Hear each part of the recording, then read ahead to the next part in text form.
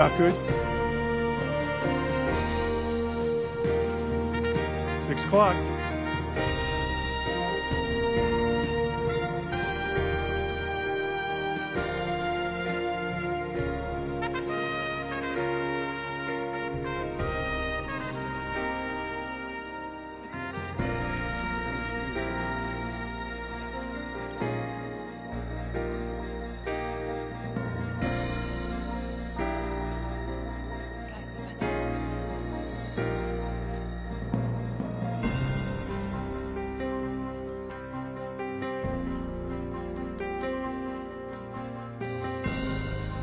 Good evening. I'd like to call the April 23rd meeting of the Orange County Mid-Decennial Redistricting Advisory Committee to order. Clerk, would you please take roll call? I'm sorry, and it is 6 o'clock straight up. Clerk, please take roll call. Member Olszewski. Member Jackson. Member De La Portilla. Member Tilschmeyer. Member Arias. Right there in the back. He's waving in the back. Okay. Present for Member Arias. Member Collin. Member Jones. Here. Co-Chair Perez. Here. Co-Chair Evans. Here she is. Okay, she is present. Member Washington. Here. Member Baga. Here. Member Spears. Here. Member Affont. Member Pizzini. And Member Henry. All right, thank you, Clerk. We certainly have quorum. We're going to move into public comment. We have a bunch of them today, for which I am thrilled. If you are seated and you did not get a chance to fill out a public comment form and you would like to make public comment, we will be thrilled to hear it. Just find a member of staff, fill out a comment form, and I will call you in order.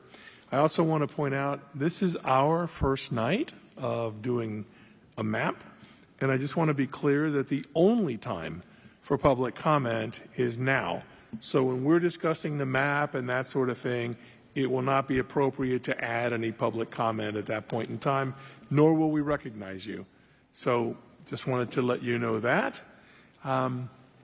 Before we begin public comment, I see Commissioner Wilson is here, and Commissioner Wilson has arrived.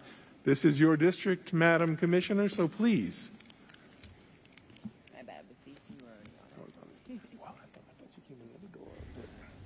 Thank you so much. I am actually pulling up a couple of notes because otherwise you all have seen me fall down a rabbit hole. I'm not doing it tonight. I know this is a busy agenda and I'm grateful for you and want to be respectful of your time. I want to thank all the residents who are here this evening, who showed up and believe this is important. It is important. Thank you for being here. I want to thank Orange County staff because I realize, and this is also true for Co-Chair Evans, this has been a really busy few days. We had BCC, we have PZ, we had the Planning and Zoning Commission today and tomorrow, MRAC tonight. So we're talking about volunteerism for what, like a 12-hour stint or something. So that takes a special kind of commitment.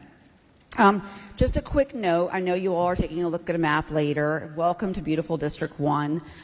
This location is in District 1, but it is actually on probably the furthest north and east you can get in the district. And of course, if you kind of start moving out through the district, there are 3 municipalities in my district that include Winter Garden, Oakland, and Windermere. Winter Garden's population is right at 47,000, Oakland at 3,500, and Windermere at about 3,000. Interestingly, Horizon West, the population is probably about 62,000. So if you combine all 3 municipalities, it's probably not quite even as populated as we have in Horizon West. So it's a very interesting layout.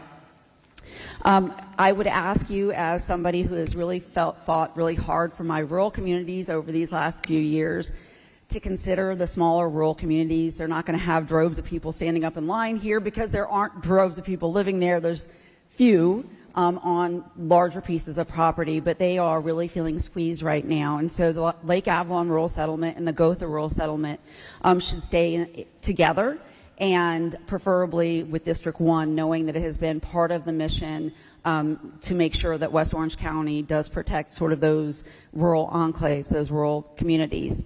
And then the other thing I wanted to mention was within sort of the unincorporated areas, of course, I have Dr. Phillips, Williamsburg, and Hunters Creek. None of those are in a municipality. I don't have any Orlando that touches any of those as far as their address may be Orlando, but they are unincorporated Orange County residents. For the vast majority of the residents in District 1 right now, unincorporated Orange County residents. So that being said, my Hunters Creek residents have asked, please make sure they keep us together. Please, please, please. They are a very strong, cohesive homeowners association, but they would feel it would be an easy cut down the middle. And so I know it's tempting while you're looking at these maps. Don't do it to them. Don't do it to the city of Winter Garden. We have a historic East Winter Garden, West Winter Garden. If you were to divide that in half, you would be basically redlining a community that had fought redlining for a long time. So try not to dismiss any of those historic references. And then when you think of Gotha and you look at it on a map, Gotha is going to look like a triangulation of a bunch of districts even now. But Gotha is an important and cohesive, historic and culturally significant area. So please be cognizant of that. And thank you so much and enjoy. Thank you, Commissioner Wilson. I haven't seen any other of our commissioners here, which is particularly odd. Okay, seeing none. Oh, good. Tom Callan has arrived. We will enter now the period of public comment. There are 4 chairs over on the side, so I will call the first speaker and the next 4. And if you will just come up and take a seat in the order that I call you so that we can be quicker to the microphones. We have a lot of public comment. We would like a lot more. So please feel free, if you'd like to share some thoughts, to find a member of staff. Our first speaker tonight, and by the way, when you come up, please give us your name and your address for the record, and you will have 3 minutes, and there'll be a clock that you can look at in front of you. Our first speaker this evening will be Cheryl Soriano, followed by Jim Moyer, Zach Waxler, Charles Hassel, and George Bailey.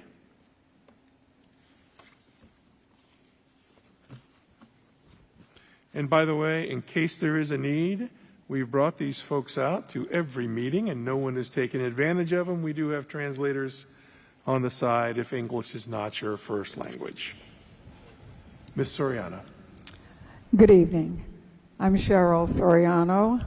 I live in West Orlando at 6612 Aladdin Drive in Orlando, and I'm a part of District 2 as we stand right now. Okay, first of all, I'd like to thank you all for the volunteer time because I know what that's like.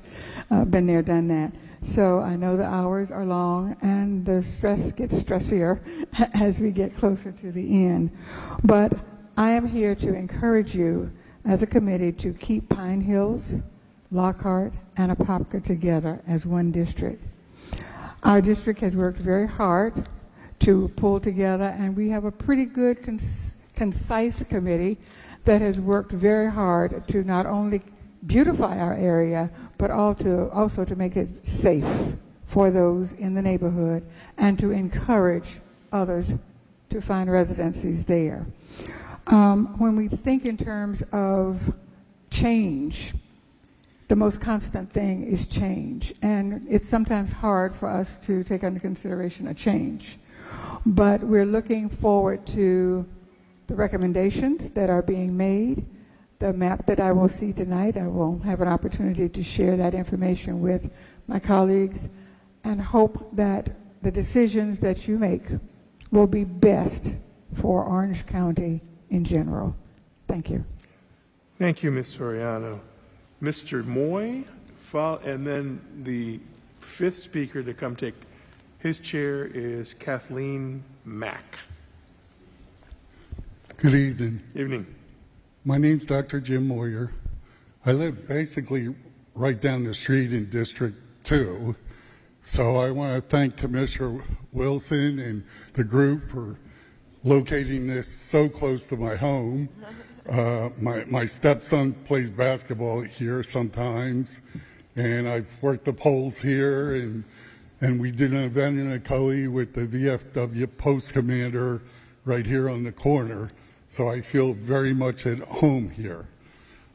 Plus, there's a cheesesteak location right down the street, and I'm from Philly, and we're known for cheesesteaks. So what I'd like to emphasize in one word is fairness. Now, I have no doubt that you folks are going to try to be, you're going to be very fair, and I have no doubt that you're going to come up with 1 or 2 or 3% deviation. No question in my mind. But I'd just like to express a couple things. We are a majority-minority county.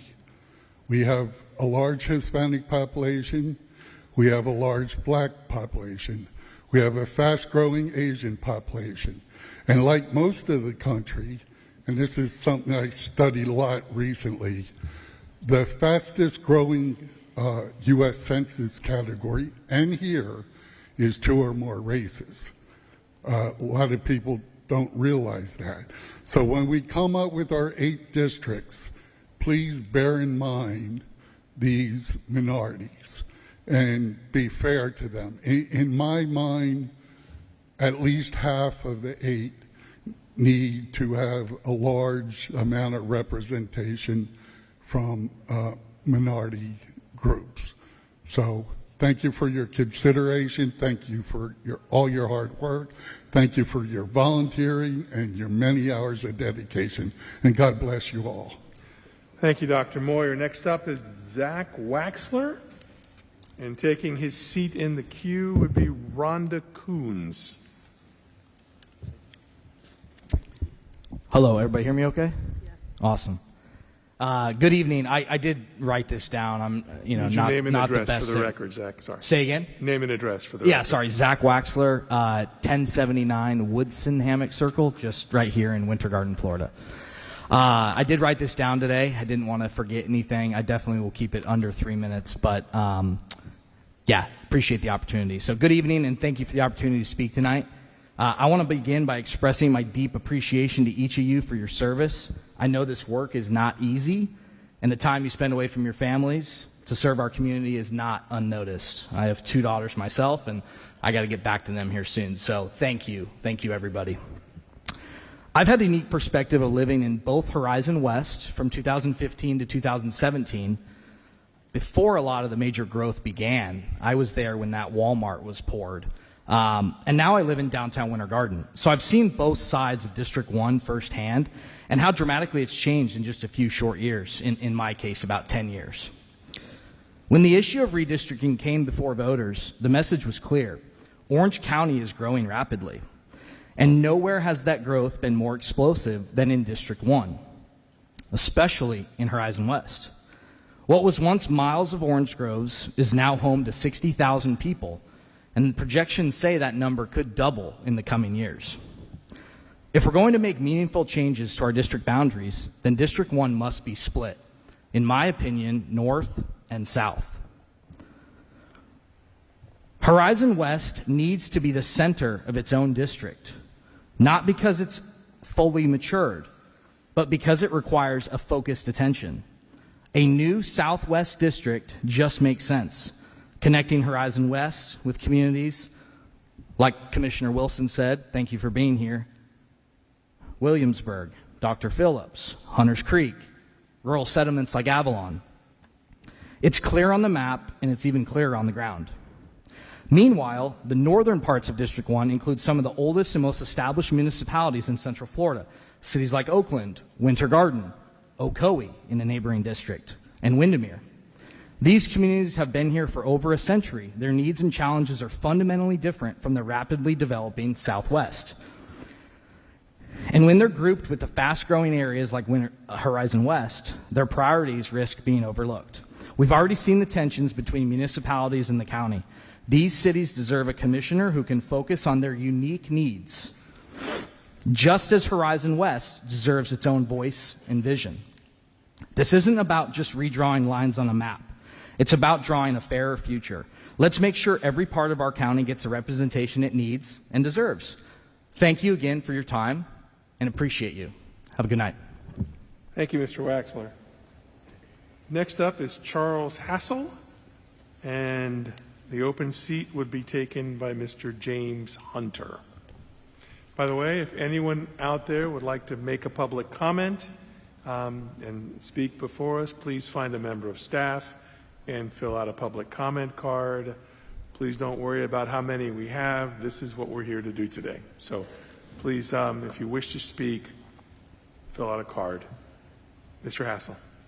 Hey, thank you all. Thank you for being here. Charles Hassel, 16943 Wingspread Loop, Horizon West. I've been here in Orange County for 4 years, in Horizon West for 4 years. I love Orange County, love Horizon West, and I love District 1. I'm going to be very quick. I ask you guys to keep Horizon West together. As it's been mentioned, it's 60,000 people. It is growing. We are currently in the center of District 1, so we would like to stay in District 1 all together. So as you draw the maps, please consider that. I have submitted a map myself, in case you want to know how Horizon West is broken out, so our reps have that. But if you could, please consider keeping Horizon West together. Thank you for your time. Thank you, Mr. Hassel. Next up is, looks like George Bailey or Bentley. I'm not sure. You can correct me. And the new space will be taken by David Buckles. George.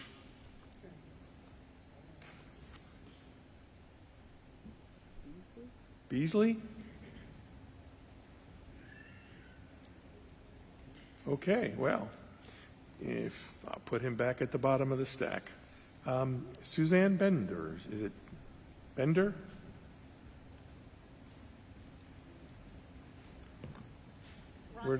Sorry? Rhonda? No, Suzanne. Okay, well, I called that name. Kathleen Mark or Mack? Where did everyone go? Are they over there? No, these are. Somebody in the back.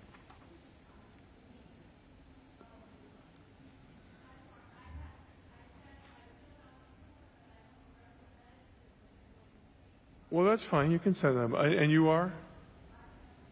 Okay, Kathleen Mark. Well, please send your representative, which is Martin Forster. Mr. Forrester, are you here?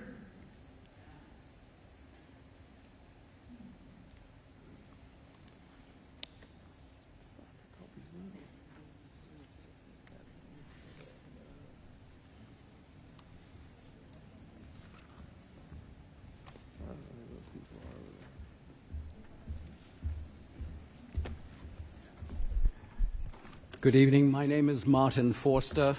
I hope I don't need a translator, but maybe I do. I am from 7467 Park Springs Circle, just off Hiawassee Road, just south of the Turnpike. We do appreciate your work. I know this is very difficult, and I know there's a lot of conflicting elements which are going to have to be considered. But I would like to draw to your attention the fate of our little community. We're 43 homes in Park Springs, which is just south of the Turnpike on Hiawassee Road.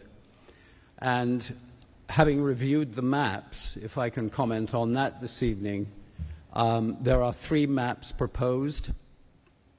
On Mr. Arias's map, Park Springs, which has been in Commissioner Wilson's district, District 1, Park Springs has been included in Pine Hills. It really has absolutely nothing in common with Pine Hills, and I can speak on behalf of Park Springs. I've heard many of our homeowners in there express their very strong preference to stay in District 1, which is part of the whole Bay Hill, Windermere District 1 area. It is an area with which we have a lot of synergy. Also, I believe that that triangle, which is adjoining Hiawassee and south of the Turnpike, should remain in District 1. Moving on to Mr. Spears's map 1, I'm puzzled to see that part of District 1, which is west of Turkey Lake, appears to have been moved into Pine Hills. that would mean that Dr. Phillips High School is moved into Pine Hills. I'm not sure that's necessarily an appropriate move to have made. And on Mr. Spears' map 2, although again, on both of those maps he's left Park Springs in District 1, which is where I believe it belongs, on map 2 of Mr. Spears, that area, which is part of Orange Tree and, again, west of Turkey Lake Road, which has always been part of the Dr. Phillips area, appears to have been moved into the Oak Ridge district. I'm not sure that any of those particular moves are appropriate or synergistic with anything that's in the Oak Ridge area. So I appreciate your consideration, and we certainly would like to discuss this further at future meetings. Thank you very much. Thank you, Mr. Forrester. Rhonda Coons? All right, I got one. Good evening. Thank you for having me. My name is Rhonda Coons, and I live in Horizon West at 8131 Pond Apple Drive in Winter Garden. I appreciate you all taking the time for meeting and listening to residents like me. I just want to share from a local's perspective why it is so important that Horizon West has its own district, meaning to be the focus of one. We are a young, growing community full of families, schools, new neighborhoods, and yes, lots of traffic and infrastructure. We're dealing with different challenges in the older cities to the north. Places like Winter Garden and Wintermere are beautiful, historic towns, but what they need from the county isn't what we need, and being batched together with them has not been good for us in Horizon West. It's too much for one district. Many of us are forced to feel like we are an afterthought in Horizon West. That's why this redistricting process matters so much. This is our chance to fix that and give Horizon West a real voice, one that's not shared or diluted. We're not asking for special treatment. We're just asking to be seen, heard, and represented based on what our community is actually going through and our massive population, which is much larger than what it was when our area was first placed in District 1. Back then, it was just orange groves. Thank you again for the work you're doing and for giving us the chance to speak. I hope you strongly consider making Horizon West the focus of its own district. Thank you. Thank you, Ms. Coons. Let's see if we stay on the trend. James Hunter? All right.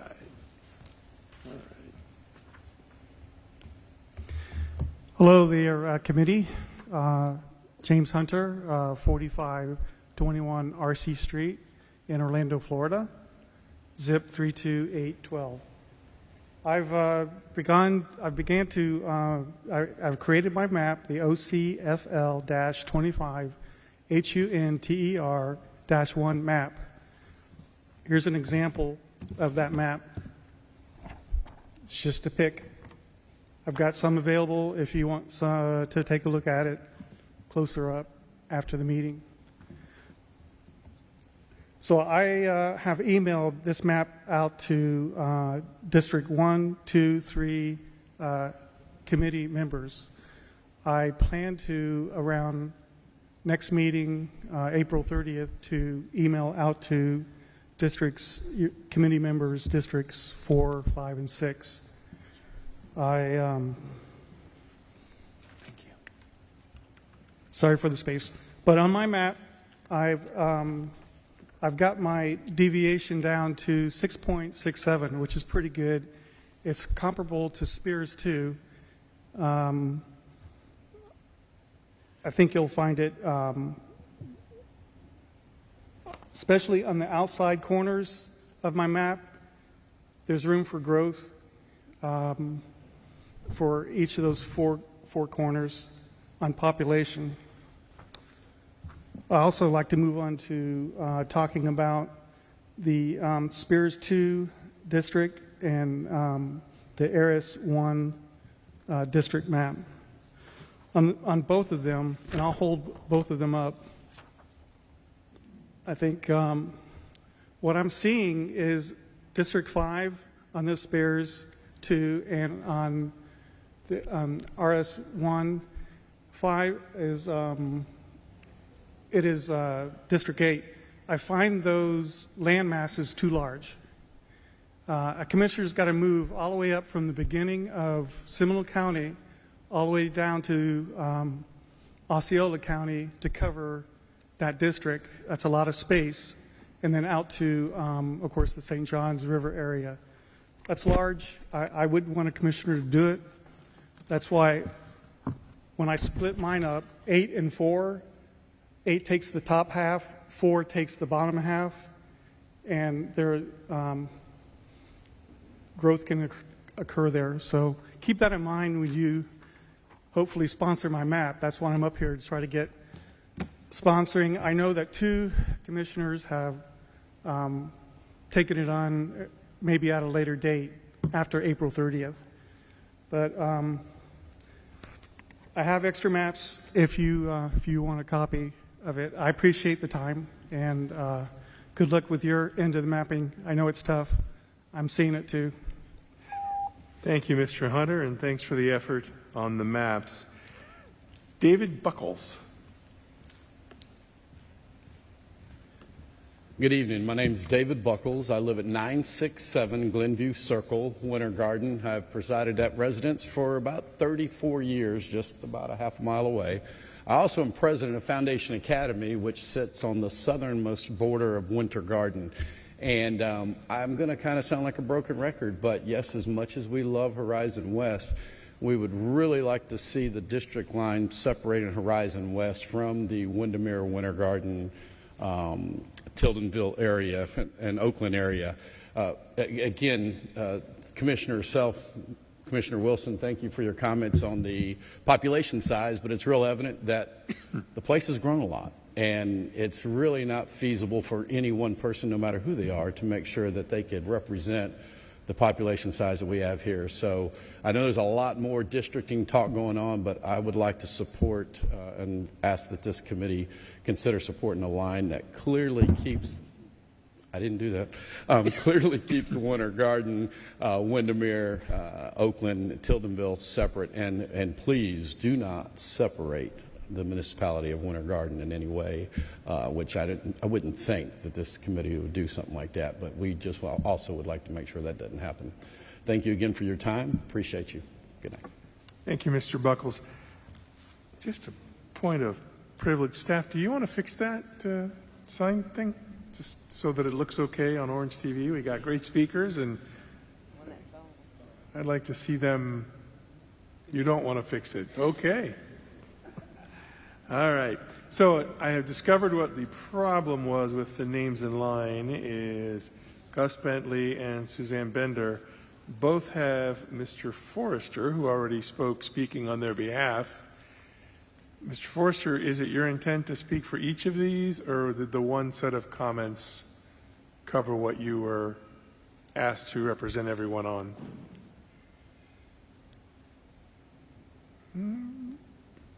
Perhaps he left.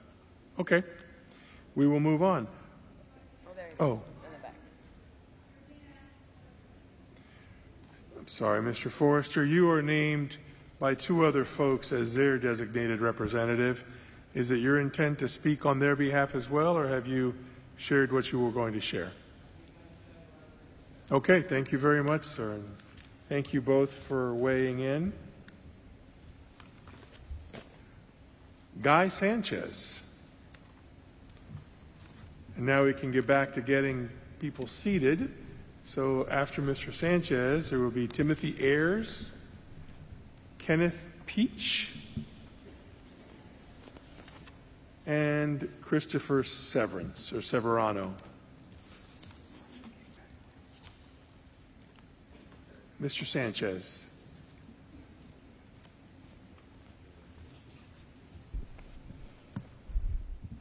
Good evening, committee members. I want to thank you, first of all, for your service.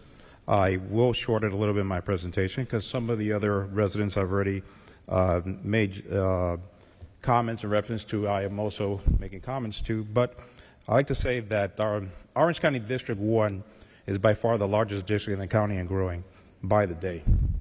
I, as a licensed real estate professional, I live and sell real estate mostly in District 1. My place of domicile growing the community is Horizon West. And I forgot to give my name for the record. It's Guy Sanchez Jr.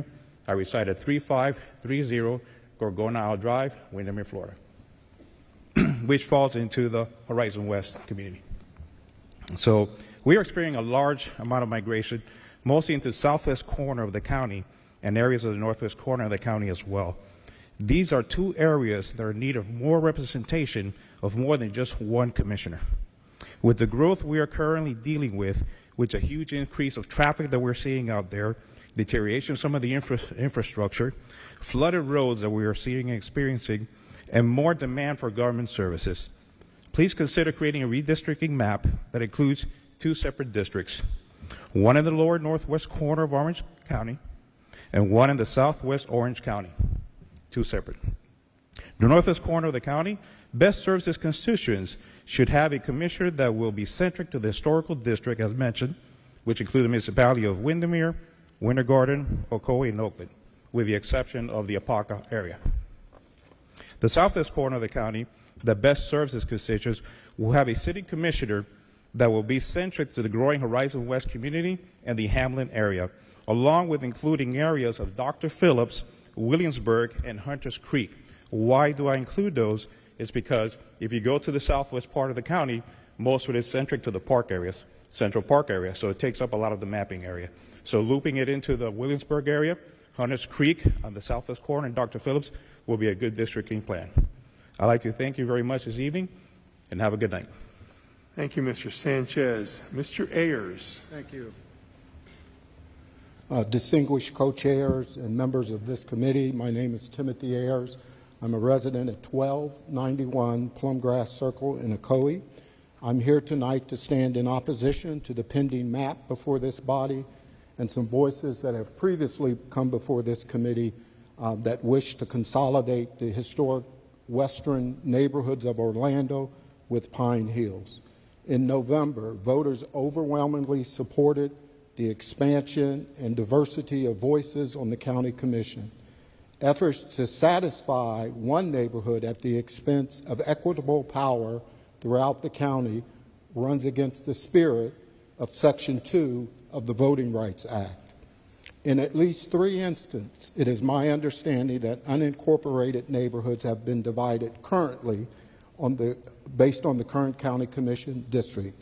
Lakeview Shores, District 2 and District 5, Union Park, District 4 and District 5, and Holden Heights, District 3 and District 6 are split between multiple districts. The city of Orlando, the big elephant in the room, falls in all 6 districts currently. In each instance, these areas enjoy the benefit of more than one county commissioner acting and advocating on their behalf. I strongly encourage you not to illegally pack in certain areas African American voters who live in the western section of the city of Orlando and in Pine Hills together, as is currently the case. To do so would dilute their voices and influence in future county commission bodies. In addition, while race should never be a prime factor in how you divide these districts and set up these districts, to go beyond that and give those neighborhoods who are currently represented by one commissioner to only be represented by one commissioner on an expanded body of 8 members, I think is a bit too far. And so I would encourage you and stand in opposition to the map that's pending before you tonight, and encourage you to consider diverse ideas in terms of how you treat those neighborhoods. Thank you so much. Thank you, Mr. Ayers. Kenneth Peach. Good evening, committee members and county officials. Thank you for this opportunity. I'm Ken Peach. I live at 7146 Shadywood Lane in the Woodlands Village community. I'm a Woodlands Village resident and also a member of the Homeowners Association. We live in an interesting triangle that sits between Hiawassee on the west, Conroy, Windermere on our south, and the Turnpike, although Orlando has the communities that are surrounding us. We were a little disenfranchised in the last county commission because I wanted to vote for Commissioner Wilson, and I was unable to because we had no county officials show up on our ballot. So we weren't sure what happened, but there was an indication that we were being moved somehow. I would like to see us assigned to the same district as Dr. Phillips. We have the Olympia School. We're assigned to Olympia School System, which is in that area, the high school. We're adjacent directly to the Dr. Phillips community. Many of us, I know from our neighborhoods, practice our faith in the churches in the Dr. Phillips area. And we have very much a similar environment to the homes and housing that exist in Dr. Phillips. And I'm also a member of the Dr. Phillips Rotary Club. Many of our members are in that area as well. Thank you for this evening. I'm sorry that I will have to leave. I have to meet some Make-A-Wish children coming into the airport. But thank you for this evening. Thank you, Mr. Beach. Next up is Christopher Severano. I think that's right. Correct me if I'm wrong. Christopher Severance, like severance pay. Okay. I'm an Orlando native. Coming up, let me 235 East Maple Street, Winter Garden, Florida. Let me just line up the queue for you real quick. The rest of the queue: Cynthia Harris, Donna Brown, Nancy Borks, and Lisa Kelly. Okay. Now, please. Christopher Severance. I'm an Orlando native. Lived in West Orange County all my life. Live at 235 East Maple Street here in Winter Garden. I do appreciate you being here. I appreciate the commissioner being here as well. Wish they were all here. But I don't have a lot to say, but I do hope that you will keep the West Orange District with Oakland and Winter Garden and the West Orange County areas together. Horizon West, I'd like to echo the remarks that there are a lot of services that are needed in that Horizon West area that are not being fulfilled, and I hope you will keep that district separate from Winter Garden and Oakland and Tildenville area. I appreciate, again, the opportunity to speak, and I hope that you will all consider West Orange County the historic district that it is and keep Winter Garden together as well. Thank you very much. Thank you, Mr. Severance. Sorry. Cynthia Harris. Good evening, Cynthia Harris, 12 Channing Avenue, Orlando, 32811. Here I am once again, and of course, I'll be back each and every time. I want to make sure that when we're talking about these maps that you're going to have to do this again in 5 years. So when you're doing these maps, I want to make sure that you're mindful that these numbers are inaccurate as they stand now by using the 2020 census. I've mentioned that before. And that you really should have some consideration to what the U.S. Census has currently on their website as to what your numbers are.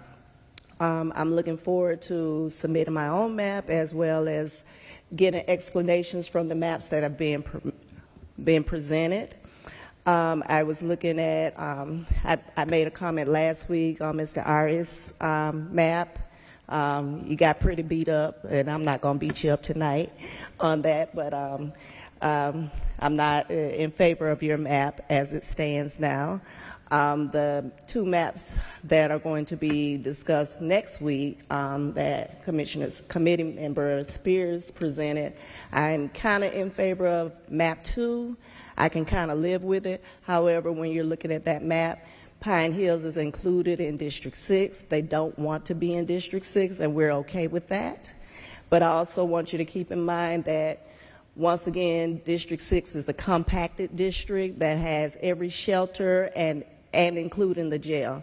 When you're doing these maps, I want to make sure that there's some fairness here where the new districts are equally balanced so that both sides, the east and the west side, has some proper representation. So when you're doing these maps, please take the jail out of District 6. That's one thing because, like I said, they are not residents of District 6. They're here today, gone tomorrow, and they're counted when the census is being counted. In a perfect world, when you're doing the census, you would love for the numbers to be counted all together on the same day, but unfortunately, they're not. So therefore, they're double dipping when they leave one area to be counted and go into their permanent residence to be counted in another. Pine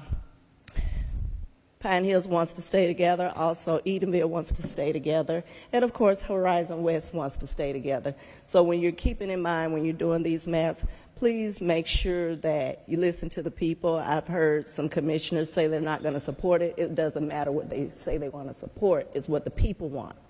The people are here. That's why they come to these meetings, to voice their opinions, because they live here. They work here. They play here. They raise their families here. And that's what you have to consider when you're doing these maps, is what the people want, not what the commissioners want. If they're drawn out of their districts, oh well, they just have to run in a new district or run in their old district, however it goes. Thank you very much. Thank you, Ms. Harris. Donna Brown. Good evening. My name is Donna Brown, and I reside at 9367 Royal Estates Boulevard, Orlando, right on the border of Windermere, Reams Road.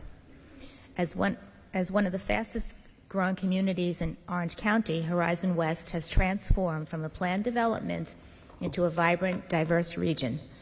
Our community's rapid growth underscores the need for fair and effective representation on the County Commission, representation that focuses on our critical needs.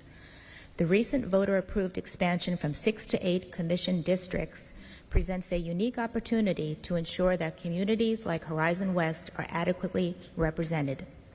Given our critical infrastructure challenges, it's imperative that the redistricting process considers the need for Horizon West to be the focus of its own district. Our growth has vastly outpaced our infrastructure. I urge the committee to prioritize keeping Horizon West within a single commission district and to separate it from the prominent cities and neighborhoods such as Winter Garden and the town of Windermere. One reason given to us to vote for 2 new Orange County seats was that the growth was so great that we needed to narrow representation. Well, there's no greater example of this than in Horizon West. We have a population in 2025 of roughly 69,740 residents, and it's currently growing at a rate of 5.63% annually. The population has increased by over 50% since the 2020 census, which recorded a population of 46,000 plus. We need strong representation, not shared representation, with the historic and the great communities to our north. We can reach population requirements by sharing a district with the communities to our east. We need more attention and, again, to be the focus of a district. This cannot happen if we are sharing with the cities to the north who have their own distinct needs. I want to thank you for your dedication to this important process and for considering the perspectives of the residents, including that not only should Horizon West remain whole, but it should be the focus of its district to meet its needs. Thank you. Thank you, Ms. Brown. Next up is Nancy Borks. And let me ask Sarah Hibbs and Dr. Latanya Nichols to take a seat in the queue. I also want to say those are my final speakers of the evening. If you would like to speak, if you came here a little late and you're unaware, just grab a speaker's card, fill it out, and give it to a member of staff. We'd love to hear from you. That's why we're here. Ms. Borks. Good evening, ladies and gentlemen of the committee. My name is Nancy Borkus. I live at 7338 Woodbriar Court, Orlando, Florida.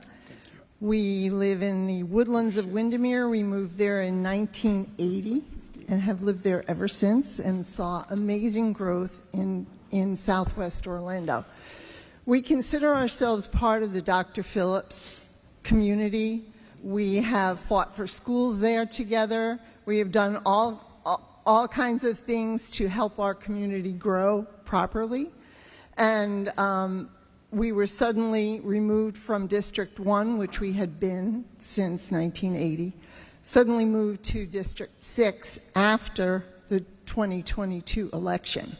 So we were disenfranchised at that point, as my neighbor from the Woodlands Village and explained before.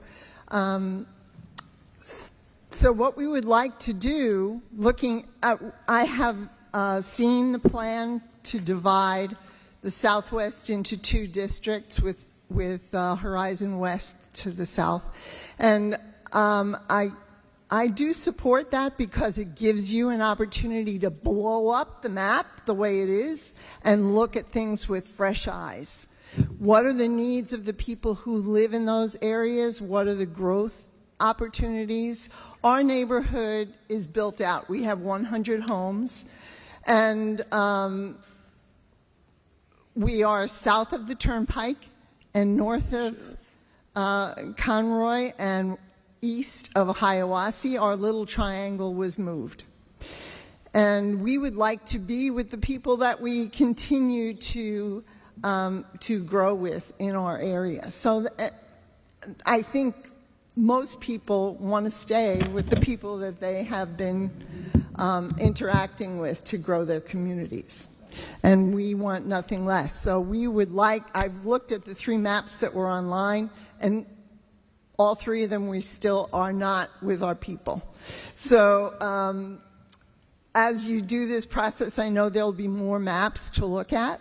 We have someone we hope is going to come up with a good map, but I think the people in Horizons West have a good plan to separate the historical municipalities in the West from themselves so that they can get the representation they need. And we in unincorporated Orange County can also get representation that meets our needs as well.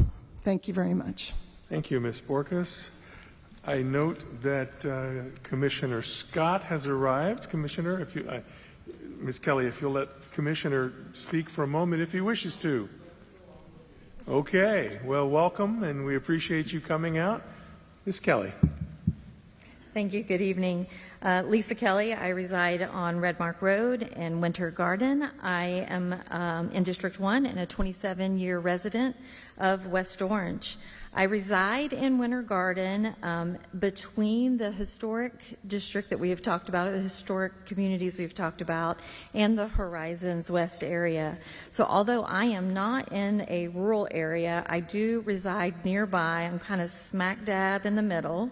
And it's been interesting to watch the areas grow, what's remained the same and what has changed over the several years now.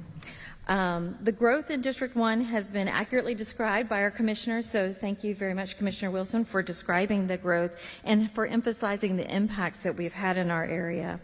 And like the ask of others who have spoken before me, I ask you to consider Horizon West separate from the historic communities of West Orange. Our engagements with the county are different, which means our needs from the Board of County Commissioners are different. And we would like to have that accurate representation to make sure that those needs are being heard. As a young emerging area, Horizon West needs, they include the utilities and infrastructure needs, and it's really important to that community, and I respect the needs that they have described to you. So I, like others who have spoken before me, would encourage you to consider splitting District 1 into both the northern and southern regions so that all of our needs can continue to be met as we continue to embrace our population growth and the potentials that are within our area. Thank you for your service. We appreciate it. We know it's not an easy task, and thank you for considering everything that you've heard from us today. Thank you, Ms. Kelly. Sarah Hibbs.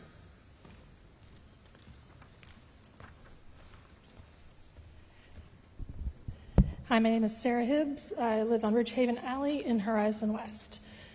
So the initial map that was presented showed the villages of H and I of Horizon West being divided out from the remainder of Horizon West. In particular, the proposed Arias 1 map divides portions of Horizon West out and divides our community.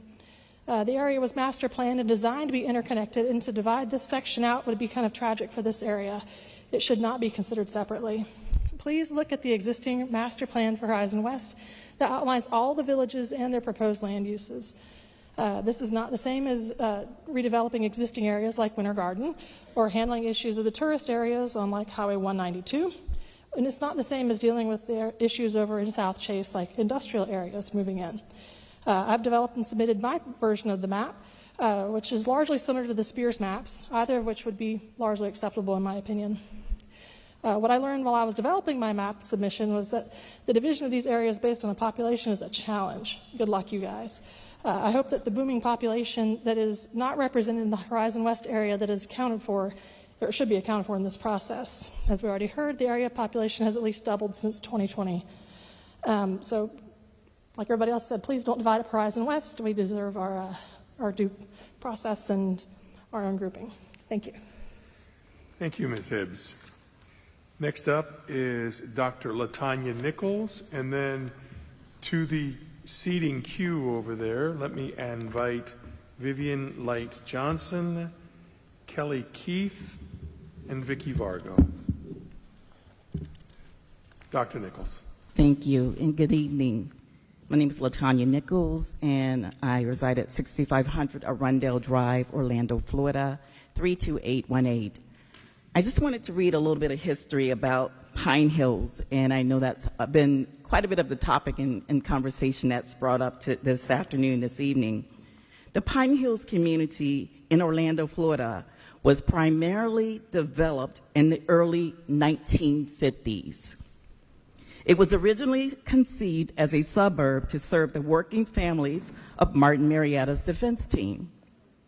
While the initial development began around the 1953s, with subdivisions like Robbinswood, Pine Ridge Estates, the community continued to grow and thrive over the years, becoming one of the first suburbs in Orlando. I brought that history forth as we start beginning to think about the maps and what those look like and the proposed maps that are there and not there yet. Considering growth in a highly dense community such as Pine Hills is, as we begin to start looking at trying to keep the entire district, it is together challenging. If we are to consider growth, and so I'm hearing a lot of conversation, and it's fantastic to have this dialogue about districting, redistricting, and what that looks like for the future. As you just, and as I just shared with you, and you just heard, the 1950s, early.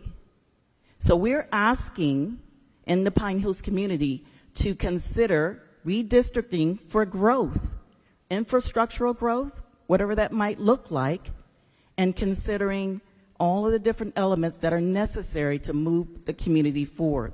Surrounding communities, Ola Vista, Lockhart, Rosemont, etc. If you look at those communities, we are seeing some growth, but we are not seeing as much growth as we could be seeing because we need to consider what is perception and what is reality. Pine Hills is not a bad area. Pine Hills is a growing area with thriving individuals such as myself. I lived there. I lived there for over 32 years. My daughters, my kids have lived there. I have several doctors in my family. My daughter's a doctor. And so I want folks to know that perception is not reality. And when you think about growth and density and where we need to grow, we have to consider moving outward. And that may or may not mean one commissioner. We want one commissioner to keep us all together and keep us focused. However, we are going to need to look at what that really means when we think about growth for our community. Thank you.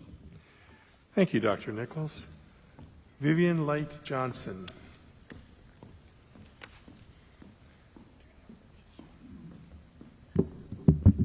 Good evening. Thank you so much for the work that you're doing, and we appreciate this opportunity to speak before the commission here. Again, my name is Vivian Light Johnson. I live at 1884 Ibis Bay Court in Ocoee, Florida, 34761. I have been in this area, I can't believe it, another whole lifetime, about 23 years, living mostly on the west side of Orange County. I am a former educator, so I look at things a little bit differently than I think some of the people who have spoken, because I found that my best classrooms were the classrooms where I had different kind of students. They weren't all the same. And there was so much learning that goes on. And so when I hear the communities, I understand the whole wanting to be together and that whole piece. But when I looked at the maps that are currently, there are lots of communities that are not all together. And that's not necessarily a bad thing. For me, I want to sort of put a finer point on some of the folks who've already spoken about the fact that right now we've got Pine Hills packed into one area. And if you keep it that way and you have 8 commissioners, then the power of the people has been diminished. I think that would be a travesty. So I would encourage you to think about that. And especially since I just heard someone talk about the fact that we're using 2020 data. If you look at the current, what's on the website, you will see that the white population has diminished about 24%. And the Hispanic population has increased 7%, and the black population 6%. Now, I know that shouldn't be your major consideration. However, we do, according to the Civil Rights Amendment, say that we should make sure that people have their voting power as we consider the maps. So I want to encourage you to consider on the east side what needs to happen to make sure that people have their voting strength and what should happen on the west side of the county. Thank you so much for your time. Thank you, Ms. Light Johnson. Next speaker will be Kelly Keith. Thank you. Good evening. My name is Kelly Keith. I reside in Stony Brook West. I have a confidential address, so I can't provide that, but I'm protected by federal statute.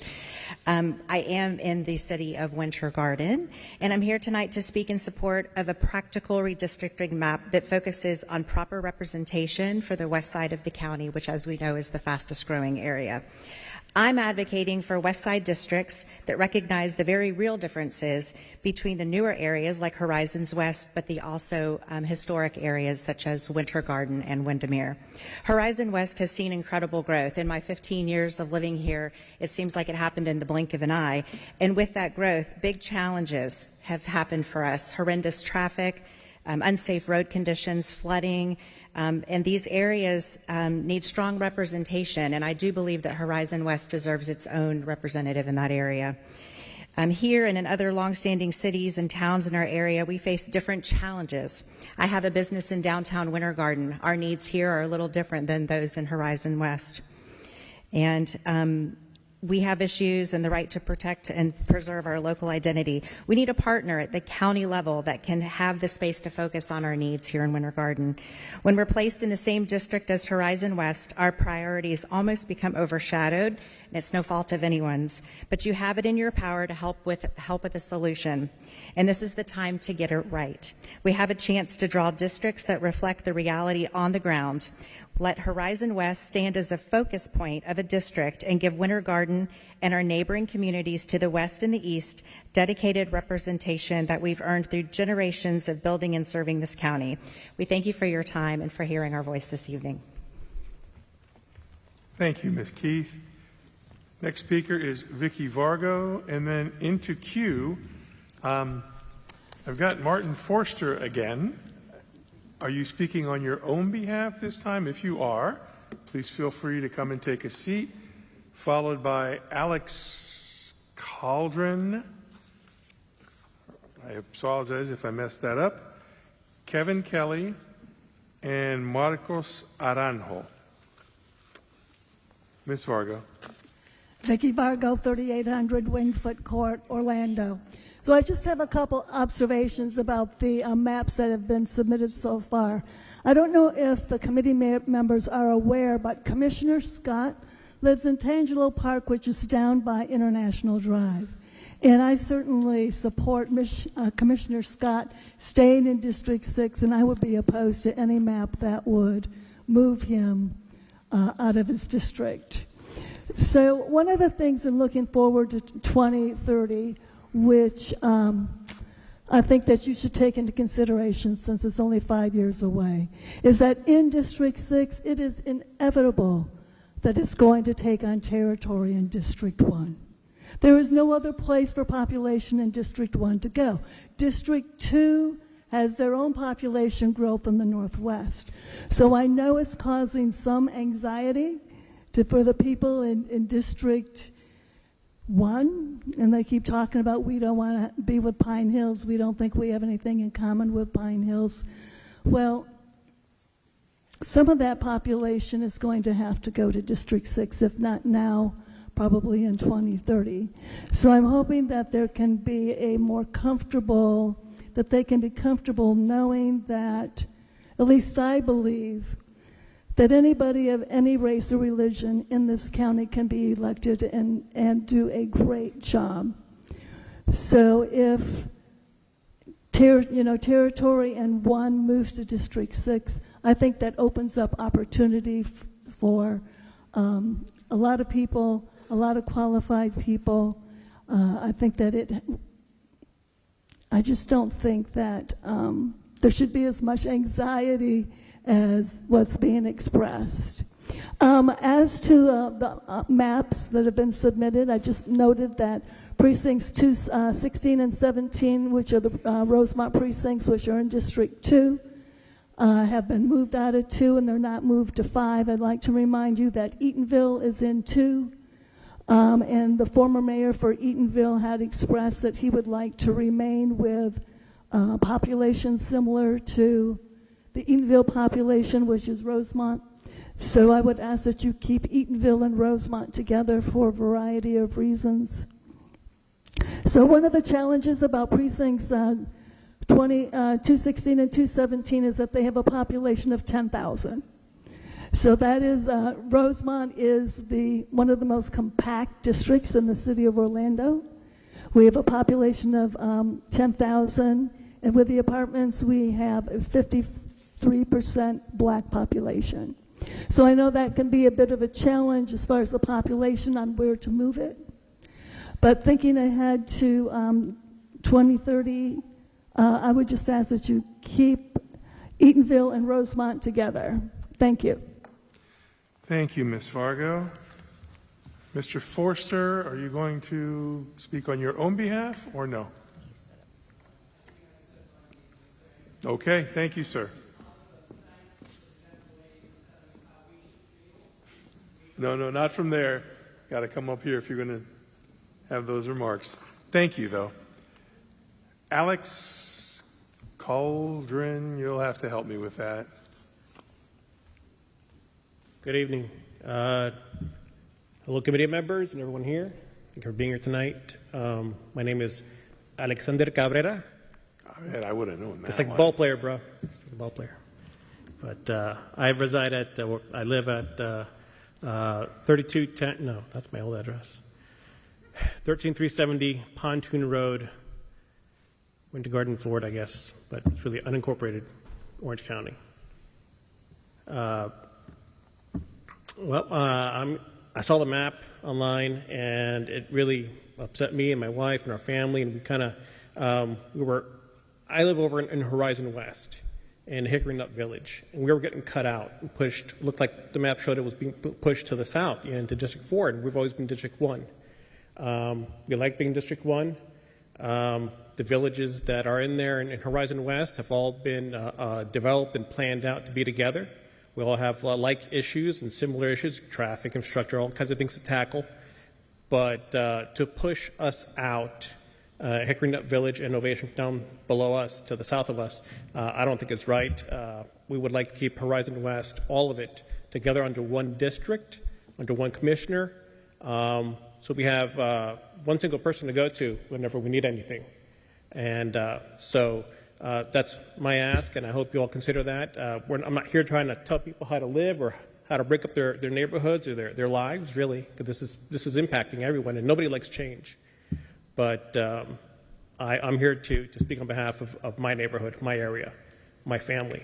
And so we're asking that you keep us all together in District 1, keep all the villages together, all of Horizon West under one district, and that'd be District 1. Thank you all. Thank you, Mr. Cabrera. Kevin Kelly is next. Hi there. Kevin Kelly, 4315 Indian Deer Road, Horizon West. I've lived there long enough that we used to have an S at the end and we dropped it. So it was Horizons West back when the master plan was developed. First of all, thanks for moving the monitors up. I know we haven't used them yet, but when we're looking at the maps, it makes a big difference. So really appreciate that. Okay, so we've heard a lot about Horizon West tonight. I want to echo support what Cynthia Harris said earlier about the census data. Really, important that, hey, 5 years from now, some of you are going to have the distinct pleasure of doing this again. Some of you did it 5 years ago. So with that growth in mind, I know that that should be part of the design. Some things that you might not know in terms of what goes on in Horizon West is we do actually get a lot of external pressure coming from Celebration and Champions Gate and places like that don't necessarily show up. They don't come to these meetings, right? But from an infrastructure perspective, we actually do get a lot of pressure. And that you can see in traffic studies that happen when they go to put a new neighborhood in. It's like, where are these cars coming from? People are actually going to those other areas outside the county. So to me, that actually accentuates a point that many of the speakers made tonight, which is, hey, treat that as an area that a commissioner can focus on and not have to be pulled in multiple directions in terms of dealing with some of the established municipalities to the north, right? So that area, Horizons West, is all unincorporated, right? And so those needs are different. The development is crucial, as you've all heard. It's the doubling of it, but it's these external pressures that I think are kind of an unknown and need to be considered. I also want to notate that I know in the last go round 5 years ago, when we were looking at maps, there was some folks that tried to split Lake Apopka, and understand that when you do that on some of these maps, there are neighborhoods on the shore of Lake Apopka, right? So you have to be able to, if you want it to be contiguous, right? You could there are maps that have been submitted where you would have to drive through another district to get to that district that's on the shore. So understand that. That said, I kind of like the Spears 2 map. It's heading in the right direction. I realize that there's going to be more maps that are submitted, but I think it would be great for I know that there's at least one expert on the water rights and how that is dealt with. If somebody could address that at some point in one of your meetings, that would be great. That helps the map process. Thank you. Thank you, Mr. Kelly. Marco Saranjo. Good evening. My name is Marcos Araújo. I live at 11135 Boswick Alley in Horizon West. Won't take much of your time. I think I should just echo the words that Sarah spoke in terms of the needs of Horizon West. I think that from speaking to my neighbors, everything that she said mirrors the sentiment in the neighborhood and in the area that we live. So I think that's all I have to say. Thank you very much, and please keep Horizon West together in the same district. Thank you, Mr. Araujo. Let me just say, if there's anyone who has arrived a little later, please feel free to fill out a speaker's card. We don't recognize from the floor. You've got to have a speaker's card.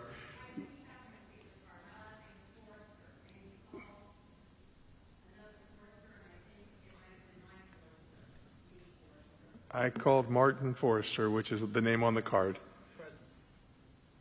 Okay. Let me, if there's any other folks that wish to speak, if you'd like to, I do not have a speaker's card for you, ma'am. If you'd like to speak, please just fill out a speaker's card. Daniqua Falk.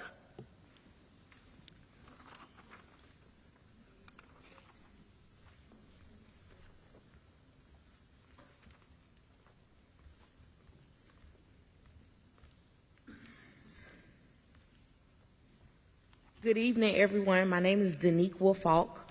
Everyone knows me as Miss D. And thank you for allowing me the opportunity to speak.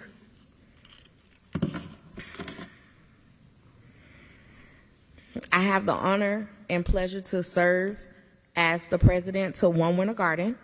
One Winter Garden is a grassroots organization dedicated to uniting our city, all of its different areas and demographics. Our mission is to foster community outreach for the historic East Winter Garden neighborhood, which is where I live, at 261 Center Street, Winter Garden, Florida. As we discuss redistricting, it's crucial to recognize the importance of keeping the incorporated areas of Winter Garden intact. While some areas carry a Winter Garden zip code, they fall outside of our city limits. Our focus is on ensuring that the incorporated city of Winter Garden remains united. Dividing our city could dilute the representation of our unique communities, especially those with rich histories like East Winter Garden, Tildenville, and Oakland. We believe that by keeping our city whole, we can better address the specific needs our residents need and preserve the heritage that makes Winter Garden so special. Again, thank you for your time and commitment to this process. Let's work together to ensure that Winter Garden remains one, just as one Winter Garden. Thank you. Thank you, Ms. Falk. And if anyone is curious, Ms. Falk wins the Penmanship Award for the evening. It's the easiest name I've had to read all night. Thank you so very much. Mr. Forster, have you decided you do wish to speak? Thank you. I will point out, we're not here to argue with other speakers. We're just here to listen to your input. That's not what I plan to do, but thank you. Again, my name is Martin Forster, and I appreciate the gracious invitations to speak several times. I'm at 7467 Park Springs Circle. The point I wanted to make was that we have worked, Park Springs has worked extremely effectively along with Lafayette Club and the Woodlands of Windermere with Commissioner Wilson and her excellent staff on a number of matters to do with growth of a subdivision which was excessively large, planned to be excessively large and excessively dense and very disparate with the surrounding area. We've worked very effectively on traffic matters on Hiawassee, including our attempts to slow down the traffic and the possibility of putting in a traffic light. We've worked with her on a number of other things to do with religious institutions, trying to shoehorn large churches and temples on ground that is far too small for the purpose and did not allow for the necessary parking. And our relationship with Commissioner Wilson has been very good, very productive, and that applies to Lafayette Club, Park Springs, and Woodlands of Windermere. And those were the only points I wanted to make. Thank you for your kindness. Thank you, Mr. Forster. Next up will be Mark Wegler. And then if I would ask to get in queue Chloe Johnson, Jim Callahan, and Vinay McKissack. Oh, Junai McKissack. Thank you for the spelling. Mr. Wegler. Yep. I'm Mark Weger. I live at 10282 Love Story Street in Winter Garden. First of all, thank you all for your thoughtful consideration of everything that we're putting in front of you. I know it's not easy. My hope, despite my personal preferences of where my district lines are drawn, is that we will be fair, equal, and representative of everyone in our community. But I will be a little bit selfish here and talk about my small grouping of neighborhoods that has now been, according to this map, cut out from our district. And we live in the village of Hickory Nut, which is on the southern side of Hamlin, Horizon West area. And our few neighborhoods, if you go south and east of us, it's Disney. And on the other side of Disney is the whole rest of our district. So if you take out the fact that Disney property is there, and you realize that we're going to be 30 minutes away from the next batch of residences, we're going to be fairly isolated. And the reason this matters is because we are actually a part of Horizon West. We were at the high school last weekend. I represented both the American Legion and the Boy Scouts as we did the safety expo with Commissioner Wilson's office. Everything that we do, our churches are just across the line from us, literally 2 intersections away. That's where our church is. That's where our schools are. That's where our community centers are. Literally everything we rely on to be a community is 2 intersections away. And now it's going to be 35, 45 minutes away before you get to the next thing that resembles a community for us. So my advocation is that that small batch of neighborhoods gets to remain with District 1, or at least with a district that is a part of their community. To artificially draw that line on just the last batch of houses, if you will, in apartment complexes, and say now you might as well put Lake Apopka between us and the rest of our community. That's what it would be like. So I and others feel like our best representation is to actually be still part of our community that we are directly involved in, very committed to. It's a wonderful, diverse community. We like being a part of it, and we just won't get to. So if that map is drawn and we go with the areas map, we will be completely disconnected with the rest of our districts. So I do appreciate it. Thank you again. I know these are all tough calls. Everybody's got a vested interest, and I can only speak for my handful of neighborhoods that are right around me. So thank you very much. Thank you, Mr. Uyghur. Commissioner Johnson. Good evening, everyone. My name is Chloe Johnson. I am commissioner for this district, so I'm just coming up to make a statement. I do want to thank you guys in this committee for taking the time and effort and your wisdom and giving our residents and constituents a time to express how they feel. I know this is a tough decision, but I trust that you guys will make the best decision for Orange County. Thank you guys for giving District 3 a chance to host you guys. Thank you guys, and I pray that you make the best decisions for Orange County. Thank you. Thank you, Commissioner. Jim Callahan.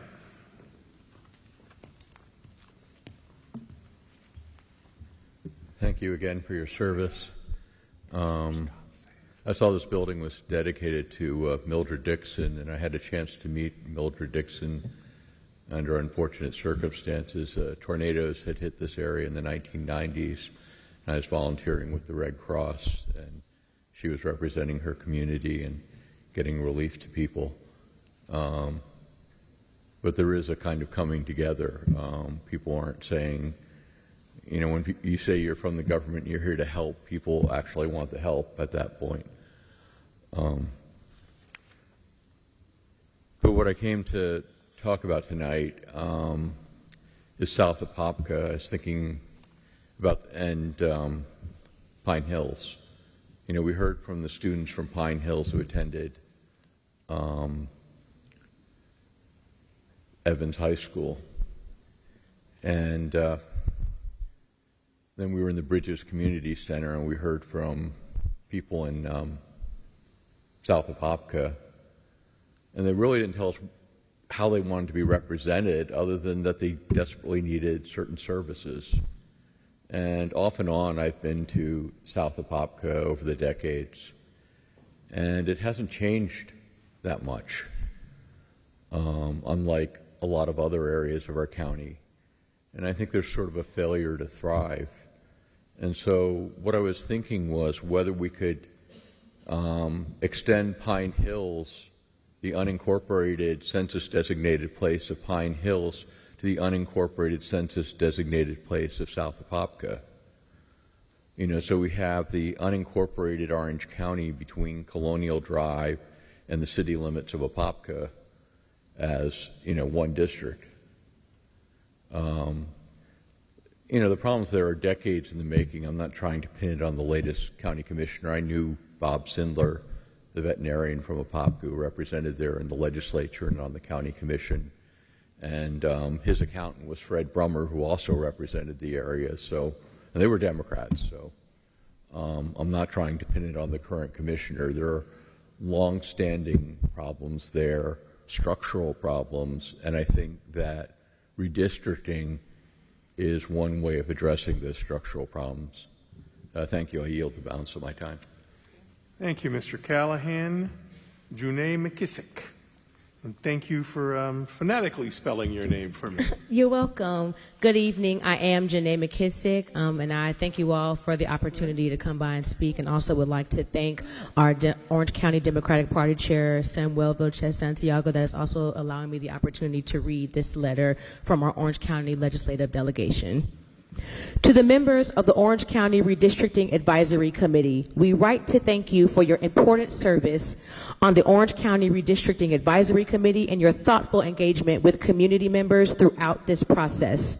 Redistricting is one of the most consequential decisions in our democracy.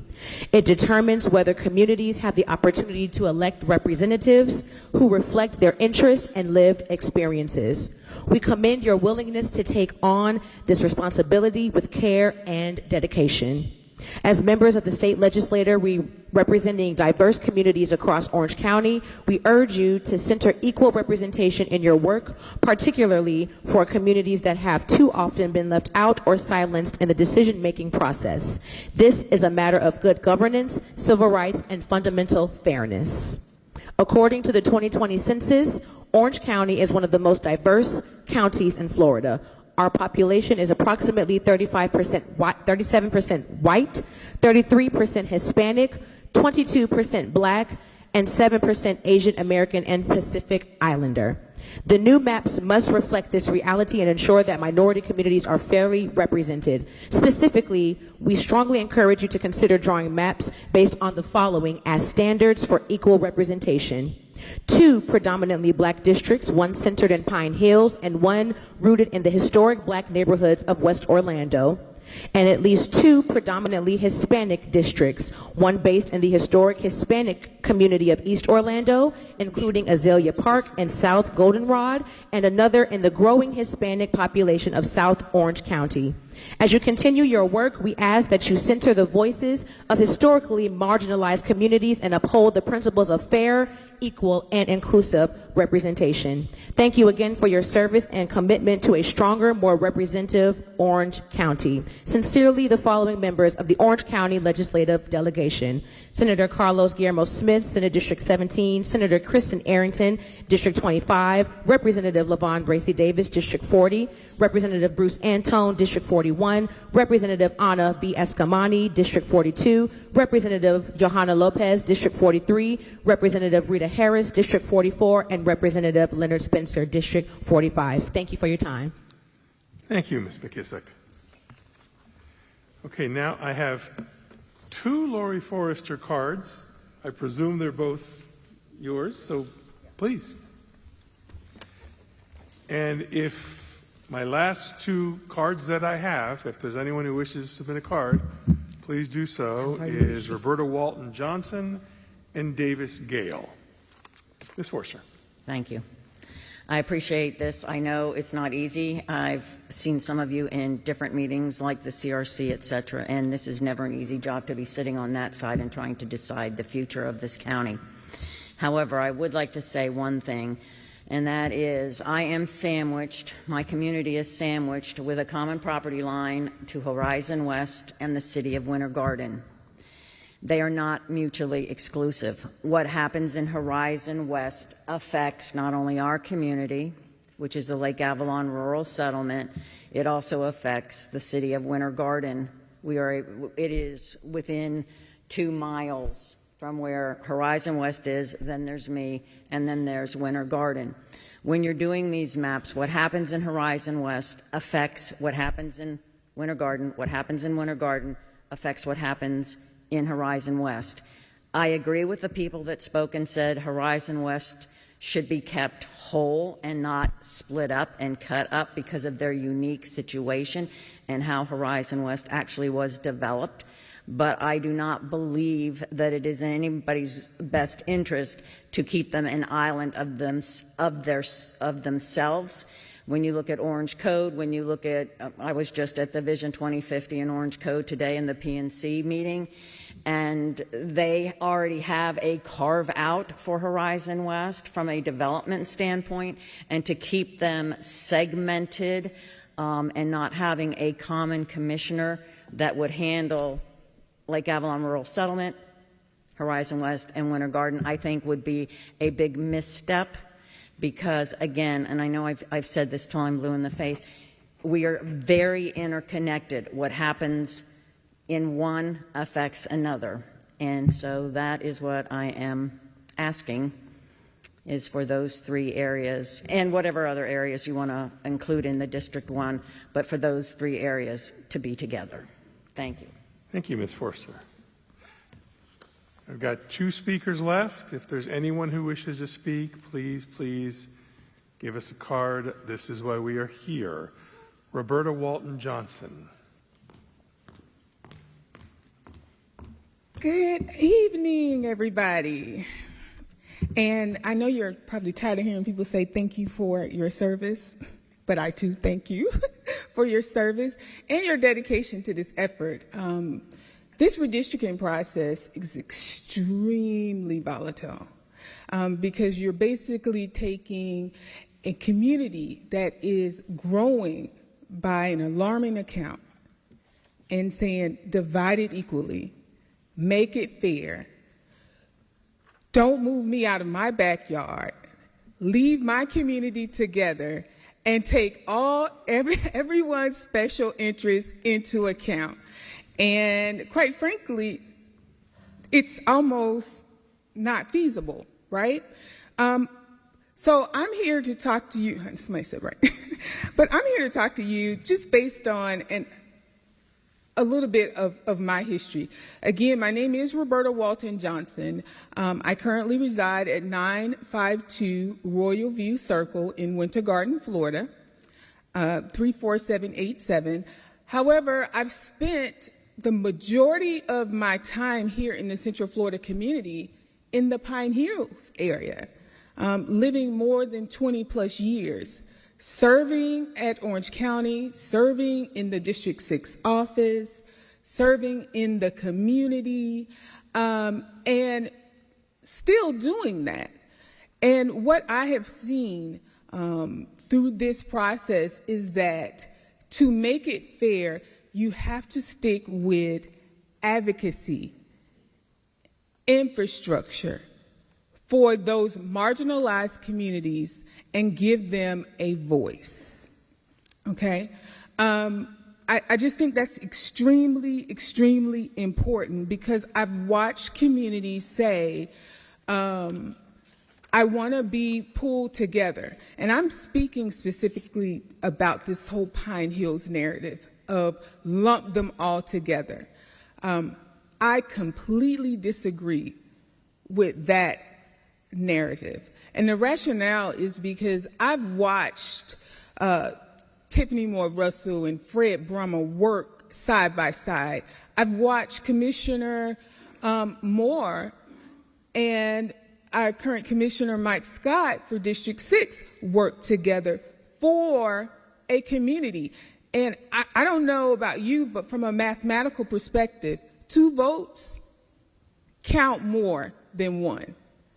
And that's what that community needs from an advocacy perspective, is they need more people advocating from the commission for a community that's marginalized, for a community that may need more services than others. When I was the District 6 aide, I sat in that office and I heard people from the community yell at us about why don't I have sidewalks and why don't my area look like the other side of Apopka Vineland? Well, that area couldn't afford what the other side of Apopka Vineland could. And so I'm here today to say, please take that in consideration. I know people think that they would be better off lumping them together, but 2 voices are much louder than 1. Thank you. Thank you, Ms. Johnson. Davis Gale. Gail Davis.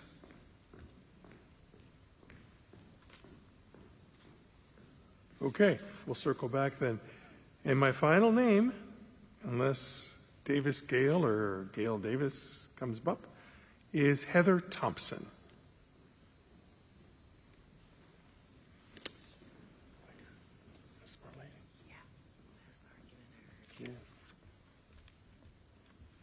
Thank you so much. Thank you for the time to speak. And sorry, I am so late to the game. I was kind of listening to what everyone else was saying and kind of getting a vibe of what was going down before I thought of considered my own thoughts. I live in West Orange County. My address is 34786 5701 West Lake Butler Road.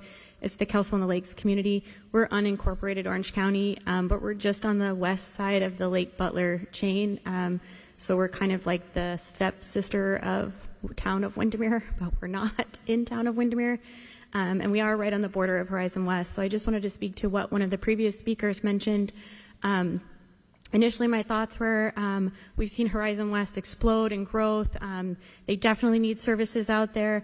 But as one of the previous speakers mentioned, whatever happens in Horizon West also affects Windermere. It also affects Winter Garden. It also greatly affects Avalon Rural Settlement. And so I think giving them their own district with their own representation might give them more power to have things happen that are just specifically for Horizon West without the broad perspective of the other communities that are in that area, because what happens in one community does affect the others. I appreciate the speakers that have been talking about diversity of representation within districts.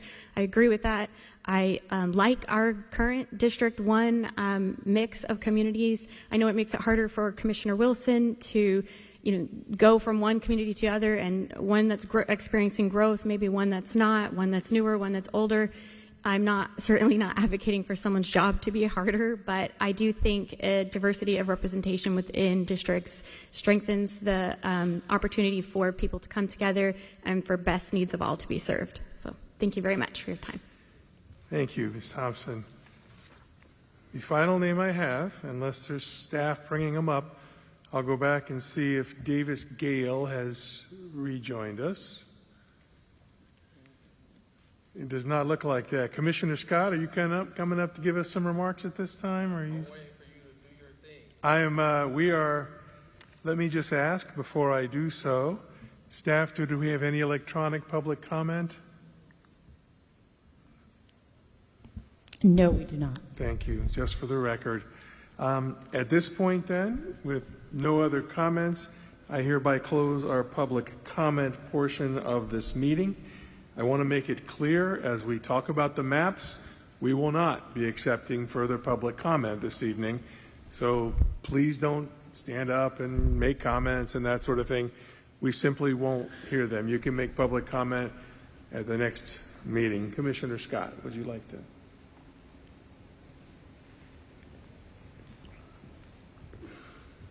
Good evening.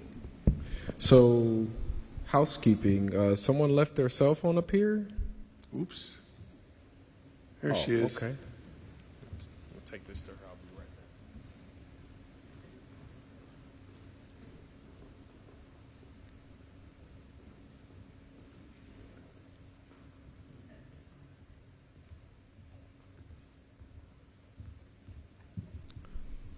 So, I was taking some notes on the way over here. Technology is great because you can listen to the public comment while you're driving. So one of the things that I took note of, Ms. Coons was talking about Horizon West wanted to be seen and heard. Mr. Hunter talked about like the distance traveled and just the size of the district because there is a lot of driving. And then Mr. Buckles, 34 years, talked about just the need to kind of keep Winter Garden whole, but I also heard an overwhelming theme about Horizon West wanting to be their own community. So what I'm asking the big shots in the room, the people who are in charge, and I'm not talking about me or Commissioner Wilson or Commissioner Johnson or even these members, is you all. What do you want? Like really, what do you want? Like what's important to you, you know? And dramatic pause. So you're thinking about what you want.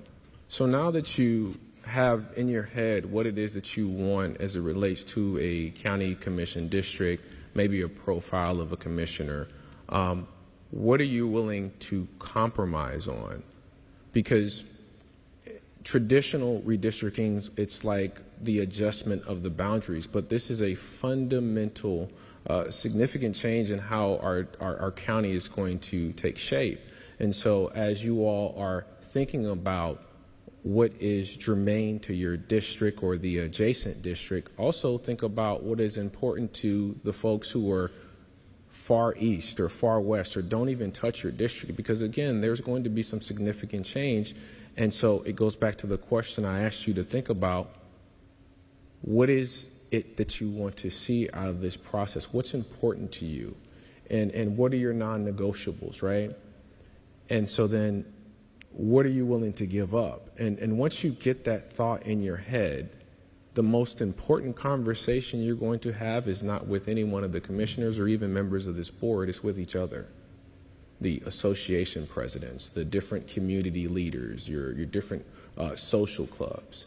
And so I would just challenge you all to, independent of this process, have some conversations with one another, endeavor to understand why someone wants or does not want something for their district, because again, I work for you, right? Also, in my previous comments at the last meeting, we've all been in a situation where that's not what I meant, or that's not what I meant to say. So I want to be clear about my comments about what I wouldn't support. I said I wouldn't support packing Pine Hills in one district, right? But if you run back the tape, I also said unless someone gives me some different feedback to go in that direction. I understand who is my boss and who I'm accountable for. And it's not just the voters of my district. I mean, they vote for me, but I am accountable to every person, whether they vote or not, whether they have status or not. You know, I'm elected to serve. I'm elected to be a representative of people. And so for those of you who have shared concerns about why you want a district to move left or right, or why you think a particular commissioner hasn't advocated for you in the way that you'd like or accomplished the things you'd like, I have another question to ask. Have you tried to engage that commissioner, and what was their response? Was it once? Was it twice? Did they ignore your email? Did they return your phone calls? The most important title I hold now, and I will hold in the future, is Diane's son, Mike's son, and Willie's grandson. And because of who my parents are and who my grandparents are and how I was raised, that is the forefront in my mind. As many of you know, or those of you who don't know, I'm 42 years old. I'll be 43 in June, and I am the youngest commissioner. And so being the youngest commissioner, not the rookie anymore now that Commissioner Simrad has joined us, yay, but being the youngest commissioner, full of a board of women commissioners and one male commissioner, as you can imagine, I get the mom and dad stares. And I appreciate that because I feel like it's a level of accountability for the folks and the respect for the work they've done prior to my arrival. But also, I get the phone calls from my mom saying, baby, can you call Miss So-and-so? She called me. She said she called your office. She didn't call her back. And so it reminds me of how unique we are as a community, that we're a family. And so we have enough people telling us it should be this way or that way, this party or that party, this direction or that direction. I would like for us to come together as one community, people who are in Orange County, and have that common goal of having a place where we can all talk, especially when we disagree.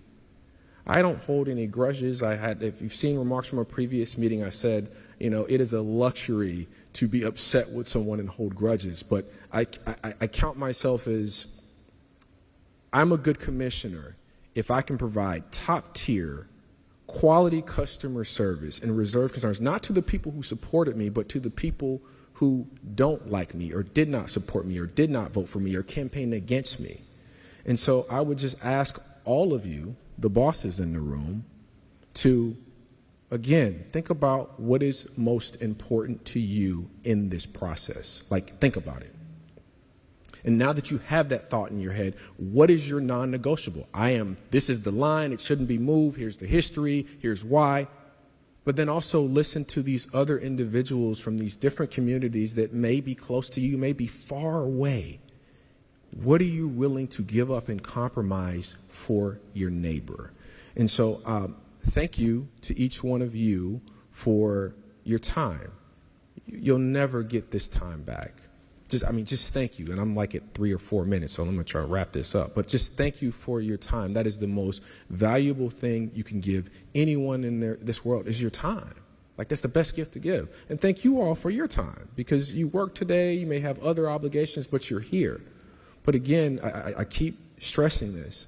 What is important to you as the voters, as members of this community? What are your non-negotiables, and what are you willing to compromise as it relates to what someone on the other side of the county who you never heard of, never knew they had an issue, what are you willing to give up for them? Because this isn't a this district or that district process. This is an Orange County process. And so I hope I at least provide clarity, at least from my perspective being a county commissioner. I welcome to meet with anyone, whether they are residents of District 6 or any other districts. I've had the benefit of meeting with some folks from the east side. And I'm a commissioner that shows up. I will come to your house if you'd like, and I'll sit with you. I've sat 2 hours and 30 minutes with someone on the east side, on the west side. I've never had a commissioner come to my house before. I'll show up because I work for y'all. So again, thank you all for your time, folks. Thank you for your comments, and for those who didn't comment, at least thank you for your presence. Thank you. Thank you, Commissioner. Okay, public comment being closed, we'll move into the agenda. We have a review and approval of the minutes. They were emailed, or at least they are on the website, and they are in your package. Does anyone have any corrections or deletions, or is there a motion to approve them? I'll make a motion for approve. Got a motion from Co-Chair Evans to approve, and it sounded like Jimmy Alfont with the second.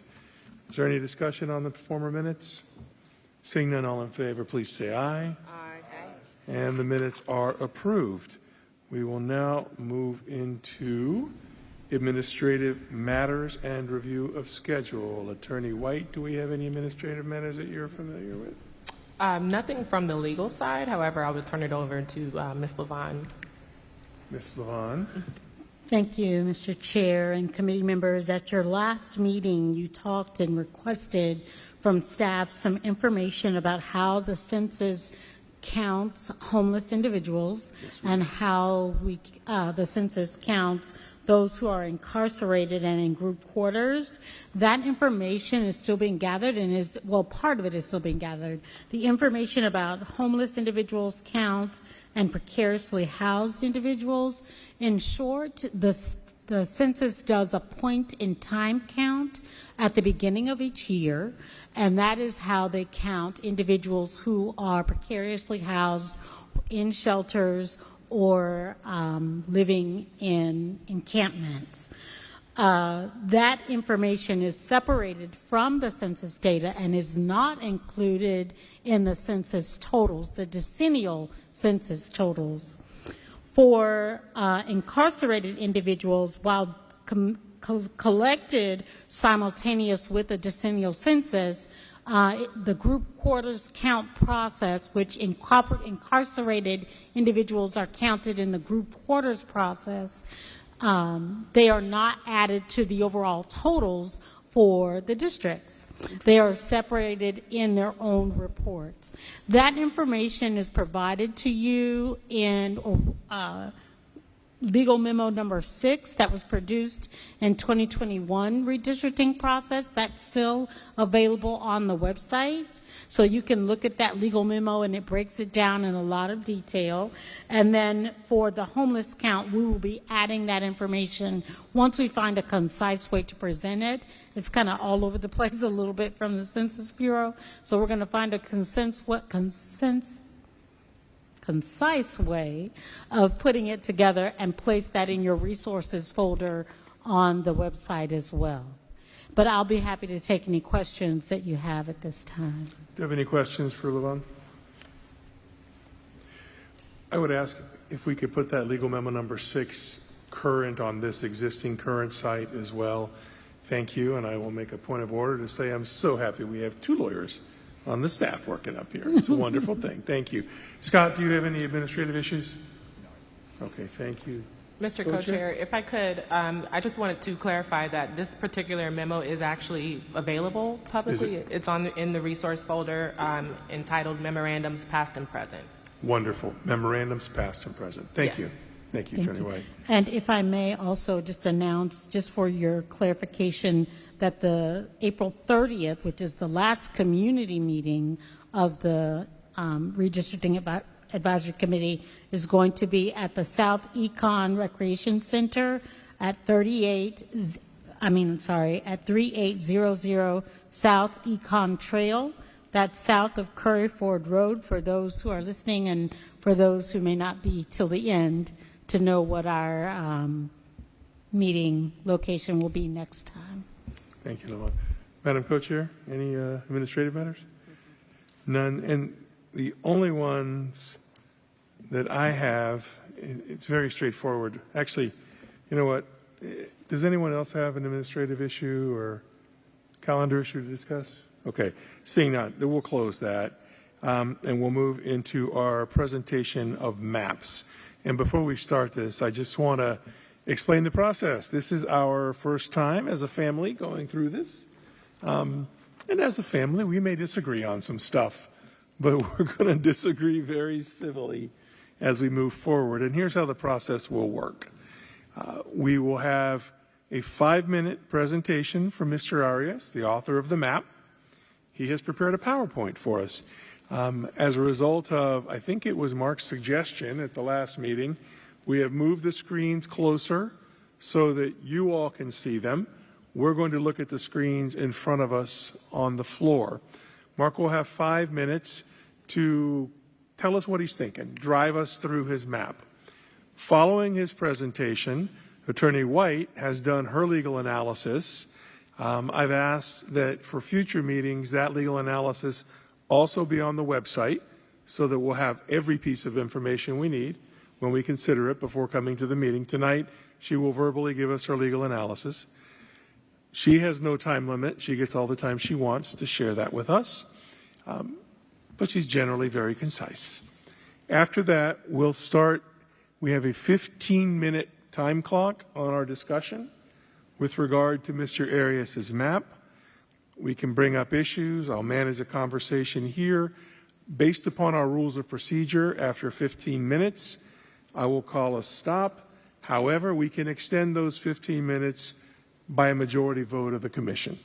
So it's not a hard stop other than this is our discipline item to say let's try to stay focused, get these done in 15 minutes, because over the next several weeks, we're going to have 5 and 6 and 7 maps to be talking about. So I'm thrilled that Mark was bold enough to put a first map forward so we can have this conversation.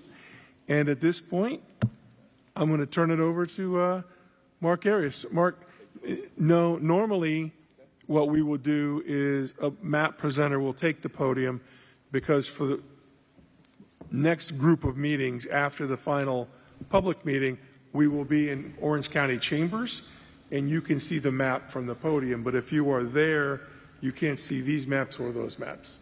Well, in that case, you're welcome to take the podium if you've got it in front of you there. Okay? If I may, sorry, Mr. Arias, just a point of procedure. We do have 2 maps that should be considered for informational purposes only. Would you like to take those first and then proceed to the discussion item? Yeah, and thank you. And Gordon, thank you for submitting 2 maps. This time they are published on the page. There's no presentation of those maps. There's really a notice that those are on the page. The consultants are working through their analysis. Attorney White is working through her analysis, and those will be the maps that we discuss at our meeting next week, just so you know. Thank you. Now, Mark?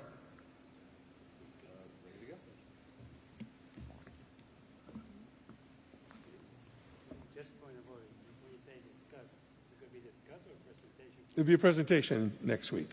Yeah, both of them. Thanks, Tom. Yep. Only because we were showing them how to work the maps. Otherwise, this is going to get really long.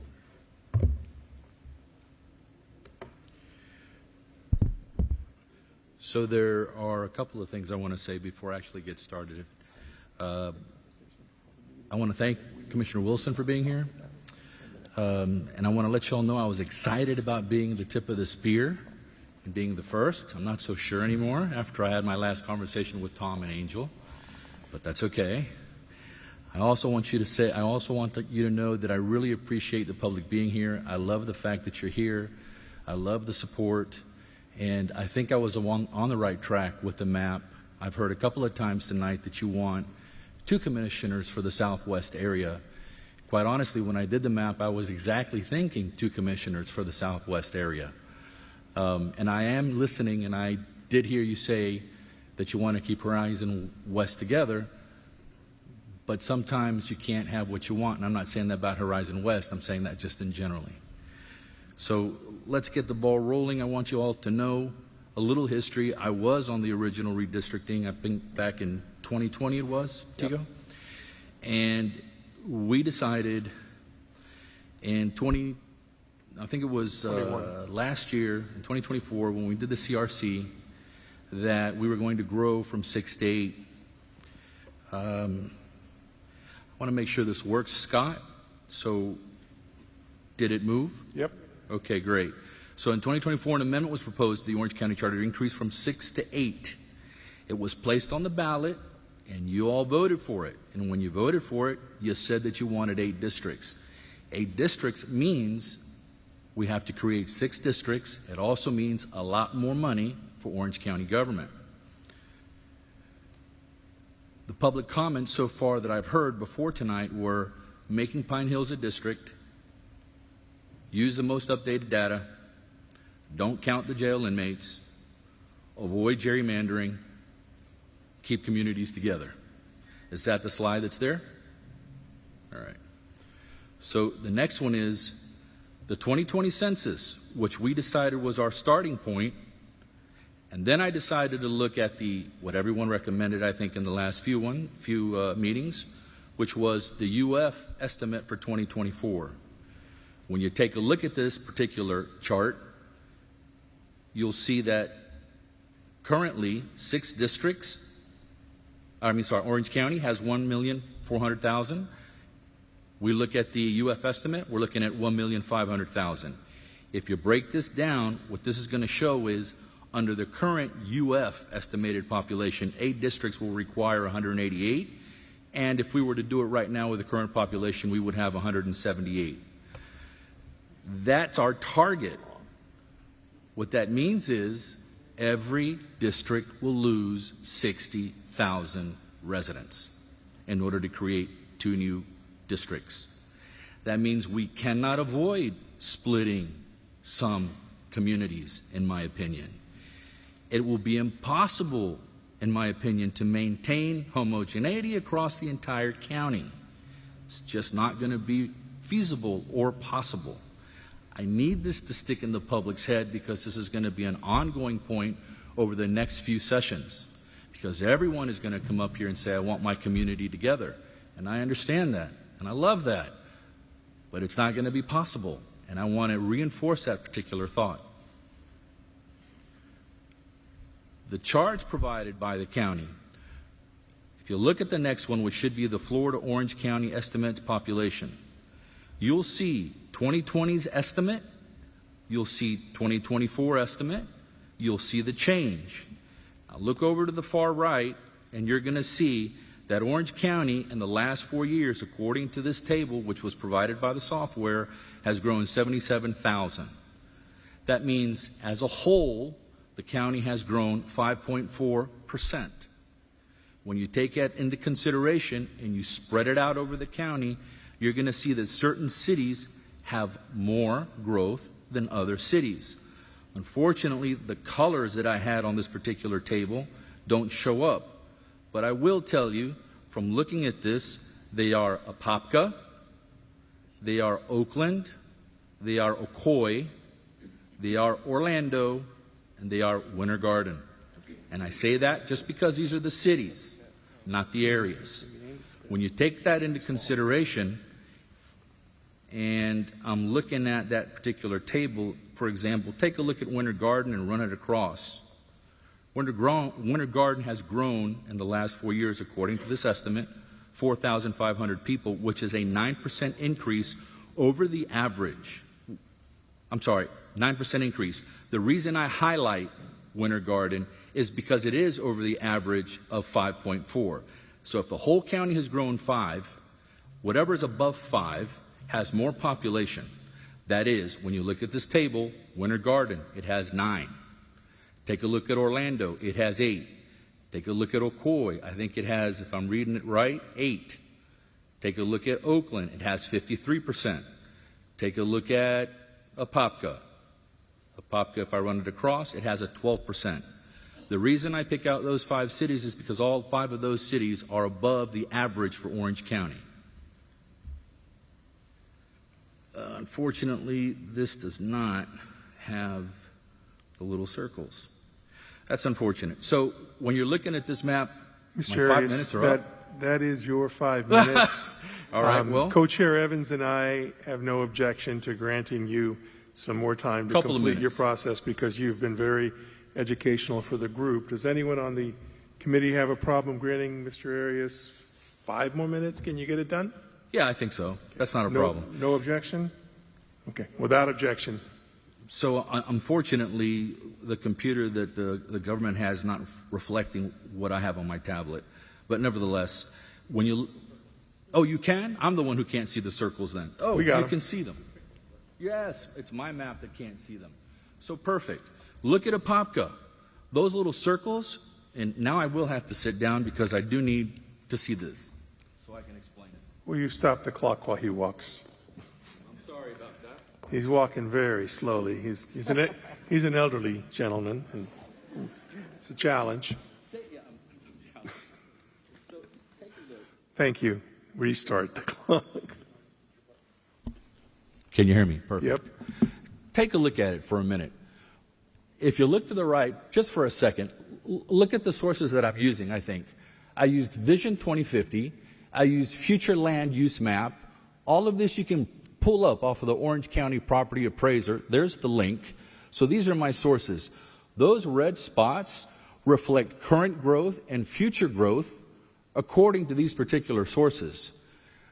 You've got Horizon West, look at Winter Garden, and look at Apopka. That's where the growth is. You've got Orlando, and then you've got a little bit to the southwest, which is Lake Nona. The tricky thing about Orlando is Orlando's going to be in the center, but Orlando's also, because of the little touchy, also falls into Lake Nona. Lake Nona's exploding. Also something I couldn't take into consideration, unfortunately, because I couldn't find the right numbers for it. But on the bottom southwest corner, which is Four Corners, there's a ton of developments going on there. What I noticed in the past was, in the current particular count board, if there was a development in a certain area and Commissioner Wilson said, I don't want it, but the rest of the board said yes, well, then it passed. So Horizon West continues to grow and grow and grow and grow. And we have more growth expected in the future. So I thought to myself, we need 2 commissioners in the bottom southwest. Now maybe, from what I'm hearing today, I dropped the line and cut Horizon West. But I was on the right track, thinking that I need to create a separation here in between Horizon West, perhaps, and Winter Garden and Oakland or Ocoee. And this is the area that I was looking at. Apopka I'm very familiar with. I didn't feel that comfortable bringing it all the way down, but again, I'm dealing with population. And if we're trying to strike an average population of 188, every time you put that little map and you touch it, the population explodes. So, for example, what was happening to me was in Meadowwoods and up in, I think it is, Lockhart. I would play with Meadowwoods, I would play with Lockhart, I would play with Union Park, and every time you move just a little piece, the population goes out, and what you lose is the 10% deviation. So we have to be able to do all of this and still keep a 10% deviation, which is not that easy to do, quite honestly. Let me see what else. Yeah, Max. It's there. All right, so I ended up, if you take a look at it, Apopka is 12% growth. Over by Winter Garden, 9%. Over by Orlando, 87. But 87, again, is misleading because it's got to include Lake Nona. So it's difficult to get an accurate number for Orlando, downtown Orlando, and then separate Lake Nona from it. And I wasn't able to get the right numbers for the southwest corner, unfortunately. And part of the reason why I threw this map in so quickly was because I wanted to get the ball rolling, I wanted to get the conversation moving, and I wanted you all to see, I want the whole county to see, that there are going to have to be sacrifices. Apopka, Oakland, Ocoee, Orlando, Winter Garden. Look at the numbers. The numbers are not going to lie. The map got through. My numbers are clean. This is what it shows. So again, when you take into consideration the 2020 census, you take into consideration the UF 2024, take into consideration Vision 2050, take into consideration also, I forgot the name of the other source that I use. It's not in my memory, but it was the Florida something or other. I'll show you, or I'll tell you in a minute. You'll see that these are the areas that are projected to grow the most. Next. Now, we're supposed to maintain these things. My map's complete, it's contiguous, it's free of holes. Something else I wanted to avoid in the map is drawing counties that have fingers. You know, this little finger goes down here, that little finger goes over there, and this little finger goes over there. No, take a look at the map. I understand that perhaps you guys, or I shouldn't say you guys, the public is not 100% happy with it, but the truth is, the lines are clean. I have no fingers falling into it. I'm not splitting any particular, not intentionally, splitting any particular, unfortunately, community. If you look at what the county produced, Mark, you got a wrap for us. One last thing. Out of the communities of interest, 2 out of 13 municipalities are split. Only Belle Isle and Orlando.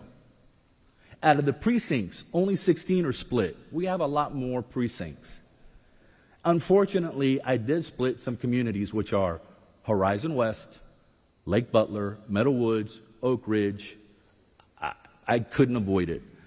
And someone asked me at the last meeting, are you really for the map? I'm not for the map. I'm for the public. So if you guys have some comments and want to adjust the lines and we can keep it within the 10% deviation, I'm all ears. But we needed to get the ball rolling with this. So right. This is what I submitted. Thank you, Mark. And Sorry it took so long. Well, we're learning. For the record, for the rest of you, we're not going 12 minutes next time. I'm sorry. But I very much appreciate all the predicate that you laid, Mark. That was very well done, and thank you. I thank did you very do much. quite a bit of research, Co-Chair. You clearly did. Attorney White, give us your legal review, please. Yes, thank you, Mr. Arias, for your presentation. So this document will be available to the public as early as tomorrow morning. I shall upload it to the resource folder. That's your legal research document on this map. Yes, that's correct. So just for the sake of time, I won't go through the approximate numbers, but as I stated, they will be available. However, the maximum population deviation is 8.63%, which is under the 10% threshold and presumptively meets the one person, one vote standard. The proposed numbering of the districts is compliant with Florida Statute 100.041 and Section 204A of the county's charter, which calls for staggered elections and terms. I'm going to have a heart attack. I'm sorry.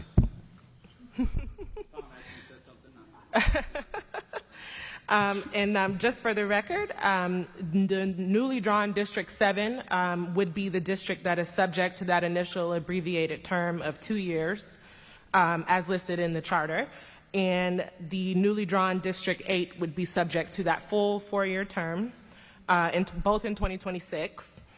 Let's see, all of the proposed districts are contiguous, which is a state law requirement.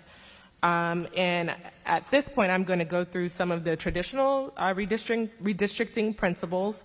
Compactness, which is a traditional redistricting principle, but is also a state law requirement. The districts are fairly compact. There are no irregular shapes, and to Mr. Arias' point, there are no fingers, so to speak. All of the districts resemble some sort of geometric shape. In terms of preservation of municipal boundaries, and Mr. Arias covered this, Orlando and Belle Isle are split, but that within itself does not make his map proposal legally indefensible. Maintaining communities of interest, and just for the public's benefit and for the benefit of the members of the committee, I just want to clarify that communities of interest and census designated places are not the same. However, they can overlap in certain areas. So as noted, Belle Isle and Orlando are split.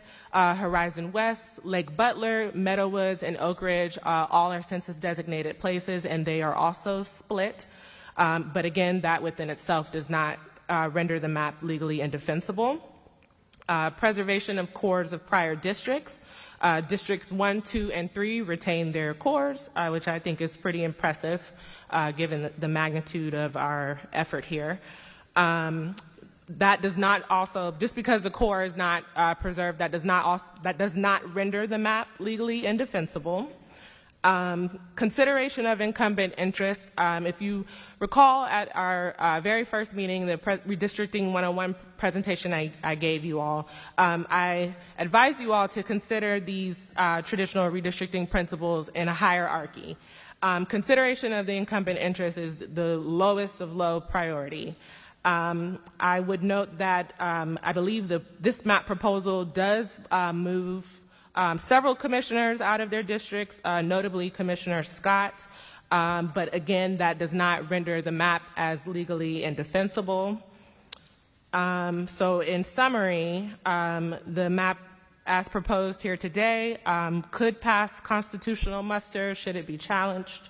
The most important thing is that it meets the 10% threshold, and the map does not appear, using the eyeball approach, to be racially or partisan gerrymandered, all which would run afoul of the law. Thank you, Attorney White. Does anyone have questions for Attorney White with her analysis? If you do, just please hit your button because I can't look down the table very well. Do you have a written analysis that you could provide us on this map? No, it's not necessarily a written analysis. It's more of like a template checklist. I can send it to you all after the meeting, and it will also be posted publicly as well. Okay, thank you. Very helpful. Sure. Yeah. And we didn't discuss it before, but for next week, particularly with Gordon's maps, if we'll post this before the meeting, that will be very, very helpful. Thank you. Absolutely. Any questions other than that for Attorney White? If not, we'll move into discussion. I do have a question. I'm not getting. Regarding, first of all, I appreciate the presentation of Mr. Arias. It's very, very detailed and thorough and provides a lot of insight, not just the 2020, but the 2024 data. My question is regarding the 2024 data. Are we going to be utilizing that moving forward? Is that vetted? Is that something that we could look at, or is it strictly to this presentation? I just want to make sure we have some direction as it relates to that additional data. So to my knowledge, there is a map available of the American Community Survey data. That should be in your resource folder. That is something that you can consider, but the 2024 ACS data has not been released, so it stops at 2023. The Bieber data, the U.S. Bureau of Economic, I'm sorry, I'm probably saying this wrong, but the data that Mr. Arias referenced in his presentation is also available in your resource folders, and you can consider that as he did when you're drawing your maps. Scott? Yeah, I was just going to add that is up there with all the map data. The Bieber data was made available for you as well. Great. Gordon? Yeah, I had a similar question about the more recent data, and we've heard a lot of members of the public acknowledging the fast growth of not only Horizons West, but also some of the other areas, for example, Lake Nona and then northwest of the county. So I think it's important that obviously there's a legal requirement for us to meet the standards based on the census data, but I also think that it's very important for us to make an attempt to look at the same analysis using the most up-to-date data that we have available to us, whether it's the 2023 or the 2024.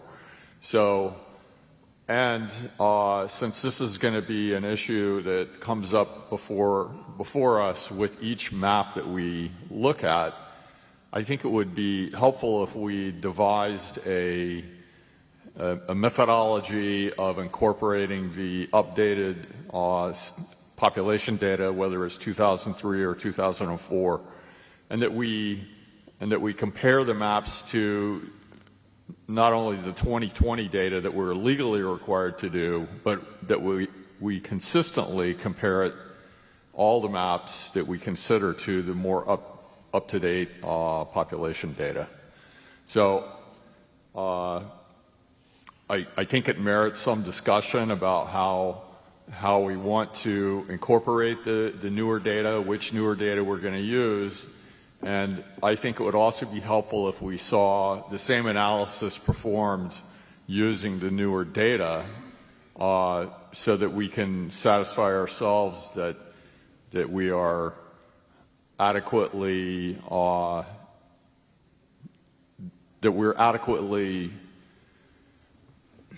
accounting for the population growth. Attorney White. Understood. However, it's important to remember that the supplemental data is merely an estimate.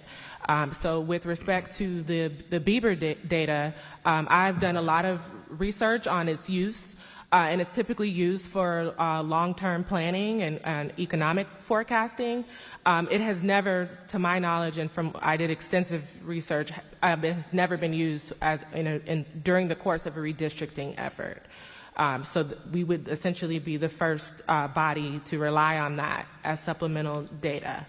With respect to the ACS data, that is also an estimate, and the map that was produced by the county using that data actually reflects somewhat of a loss in population. Perhaps maybe that population has been dispersed throughout other areas of the county, but if you look at that map, it's mostly red. Which was concerning to us because clearly the county is growing. So those are some of the reasons why on top, and I can let Mr. Scraven elaborate further, but I was told also that to add that additional data would overload the software and would slow it down and make it less efficient. Scott, do you need to add?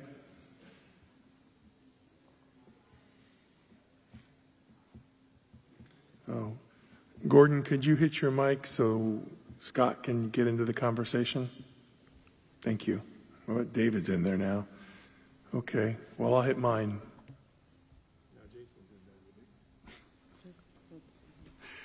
Okay, there's no room for you in my queue, Scott, so you're just going to have to wait a second.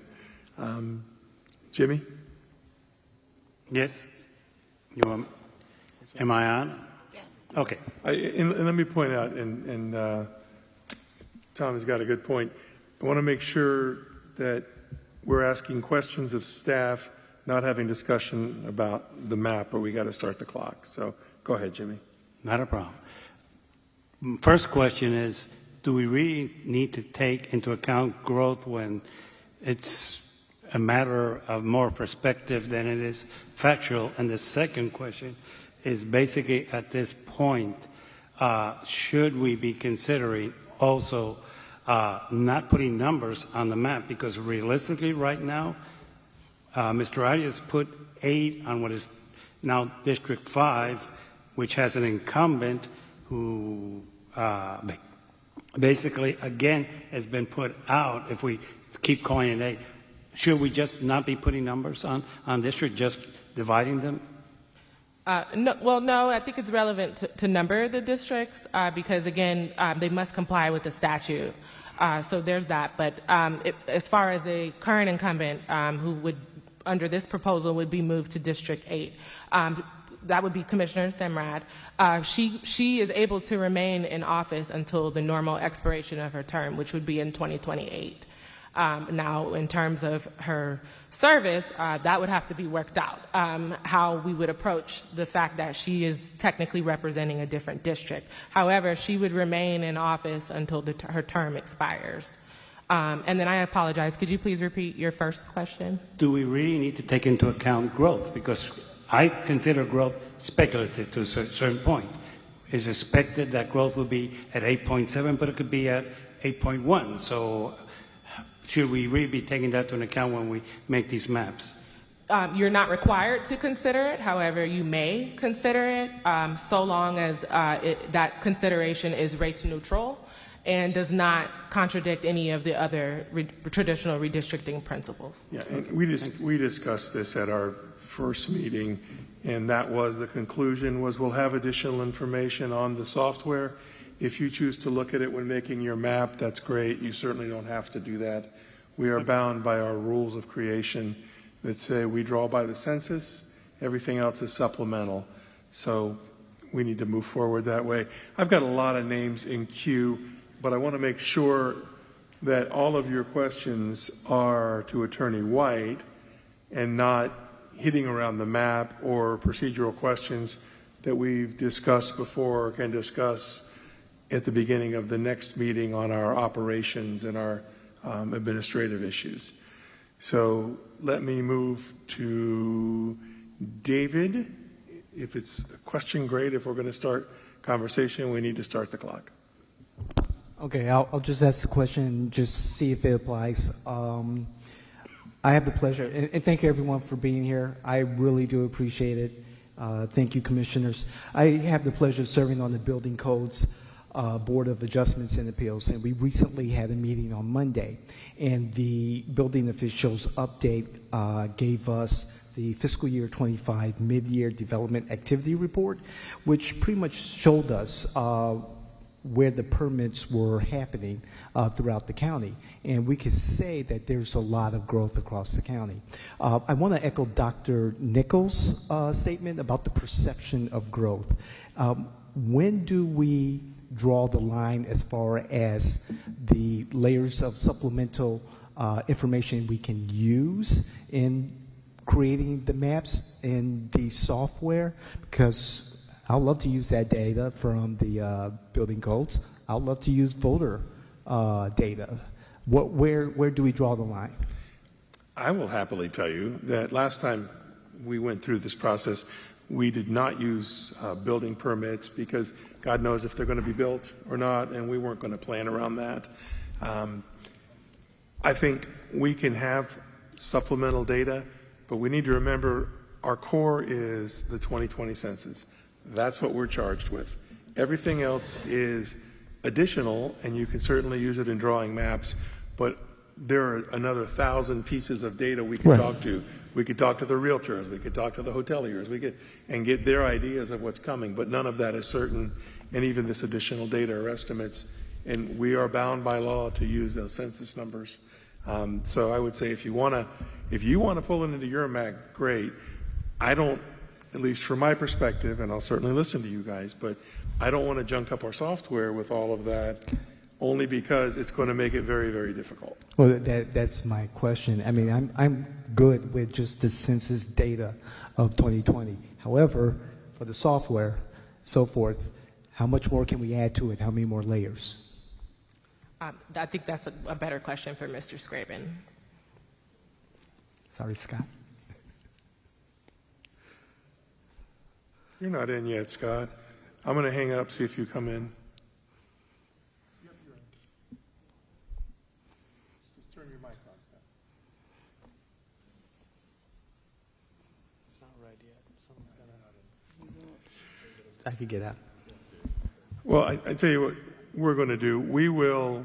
This is not relevant to the map that we're discussing, so let's talk about this. We will talk with staff. Co-Chair Evans and I will come back with a little more robust conversation about this at our next meeting as far as what we can do additionally or not do additionally or not recommend additionally.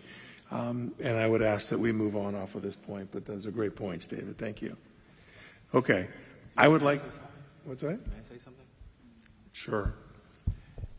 Because they were asking about the future numbers, just so that you're aware, my numbers hold true to the 2020 census as well as the 2024, both. Gotcha. The numbers hold true. Great. All right, what we're going to do now, if everyone is okay, which I hope we are, is begin discussion of the map. So we would start the clock, and I'm just going to go in order of what I have on my screen, and I've got Tom Cowan first. Thanks very much, Mark. I like the map. I was somewhat similar. My current map that I have not disclosed is somewhat similar. I would like to make a suggestion that the District 8 be District 5 because people out in the east part of the county probably would appreciate that. And then the District 7 be District 4, and then the new district down in Meadowwoods area would be 7. But it's a good map. Thank you very much for your work. I will note that I think we can make up the population growth from 2024 with the deviation. And, you know, we know Apopka is growing significantly, will grow even more significantly in the next 5 years. District 1, Horizon West will continue, and Lake Nona will continue. District 6 and District 3, maybe District 4, the current version of it, may be more static. So we can make up those issues in the deviation, I think, looking at future growth. Thank you. Angel? If you get in queue, yeah, this won't be back and forth with you. It's just, but if you want to get in queue, yeah, sure. Yeah, I do. My comments and questions will be along the same what Member Callan said. So Commissioner Semrod currently lives in District 5, and with this map should be in District 8, and that will trigger an election. She was elected in 2024. It'll trigger another election in 2026, and then she'll have to run again in 2028. So if we if we keep her in District 5, she won't have an election until 2028. What Member Callan said about renumbering 4 to, I think you said 7, Tom. I think Commissioner Scott, I think would live in that District 4. He's in District 6.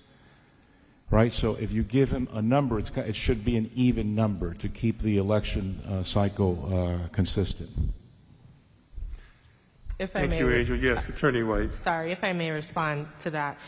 So Commissioner Scott's term is up in 2026.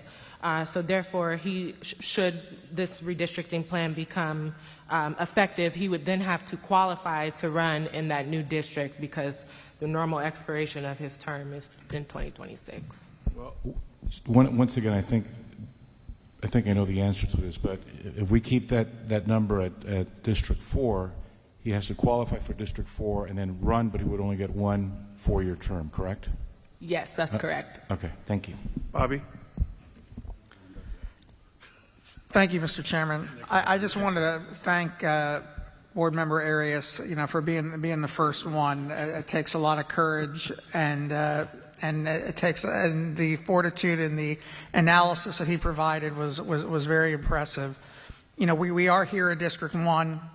I represent District 1 as a appointee of Commissioner Wilson, and I think it was pretty clear the feedback and the sentiments, particularly with Horizon West, and I know there's been not a lot of analysis and effort placed into this map, but when we look at communities of common interest, dividing Horizon West the way it's been done into District 4, as this map indicates, I don't think is something that I could support, and I think the residents of the communities I represent in District 1 would not support that because this is such a jarring deviation, I think, for what the intent is of drawing 8 continuous districts.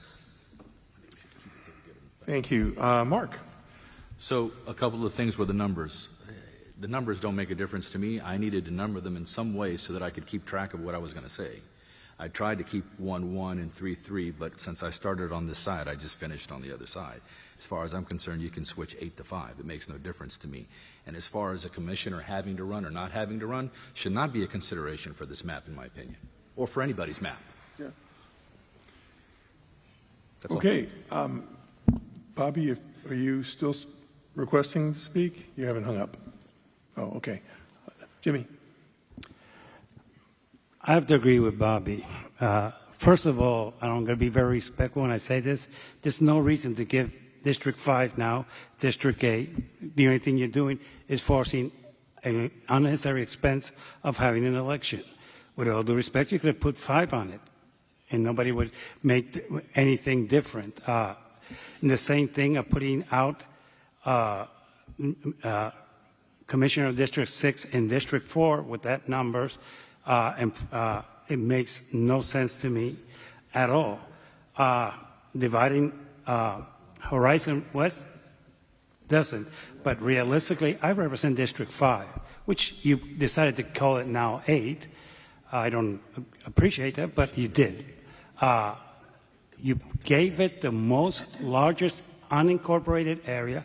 It's the largest area. I know most of it is not developed, but with all due respect, I cannot support this map for that reason and for the reasons that I mentioned. Realistically,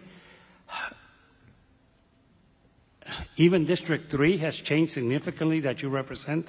It is a completely different district in my perspective.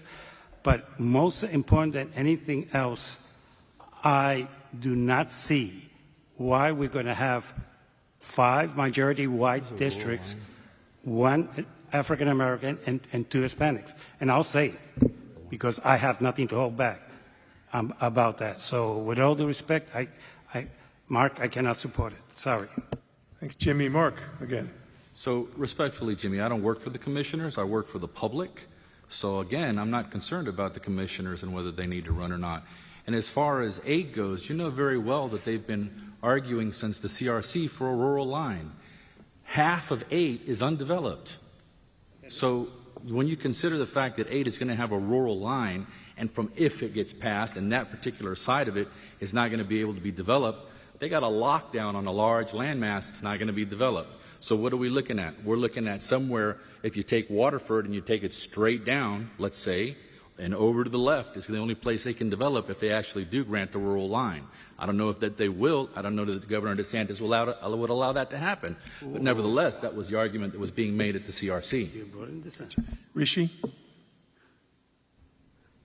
Sorry, I actually unclicked because I was just thinking a little bit more what I was going to say. First of all, Mr. Arias, thank you so much. I really appreciate you taking this opening salvo because it is really quite difficult. And I think now that I look at this is not a critique of this map particularly, and I do intend to introduce my own map in the next meeting or two as the time comes. But one certain concern I have, I do live on the east side. Something I heard frequently being out on the east side is a lot of folks who lived in Lake Nona felt though that being in lumped in with Waterford and parts on the upper east side per se was unnatural, and as well as folks who are on that side, Waterford, Alafaya, etc., felt that being in Lake Nona was unnatural. And I think part of that is just there's really no easy way to transport between the two. So while they do look contiguous, they're really not, because they are really very separate populations.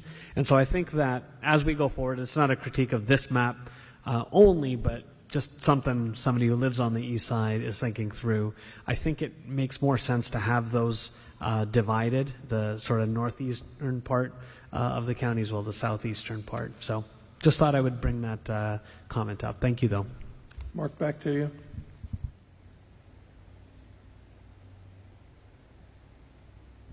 Mark?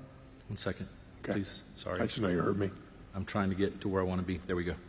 So take a look at the statistics. I understand what Board Member Braga is saying, but, and this isn't a response to you in particular. It was mentioned by a couple of people. Unfortunately, I can't remember the lady's name, but and some other people about, okay, do we want to keep, for example, all of Pine Hills together, which they have said that they do, or do we want to have a little bit more dispersed racial, ethnical type of districts, or do we want to have a all African American district and an all Hispanic district or an all white district? Take a look at the numbers.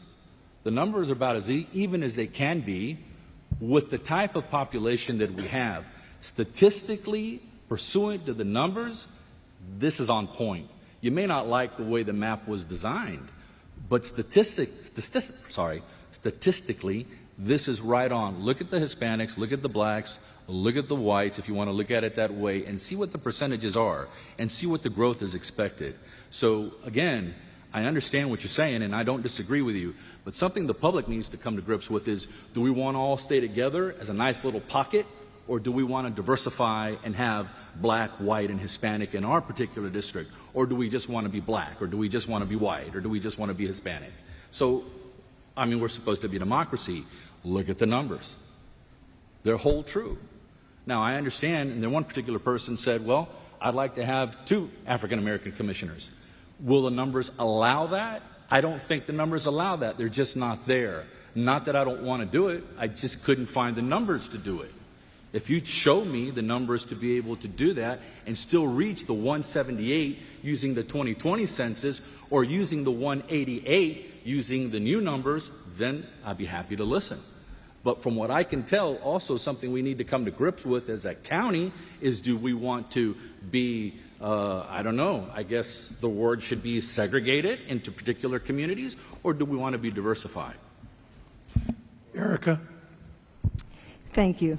Obviously, being a resident of District 1, it's very shocking to see where Disney is being taken out of District 1, considering, and Horizon West in particular, considering that so much of that development was designed around Disney standards and obviously what's going on with Disney now and the affordable housing community that's coming into play. I just don't see how Horizon West can have the representation we need as far as getting Disney to adhere to certain promises and making this thing work regarding the current traffic issues and school overcrowding.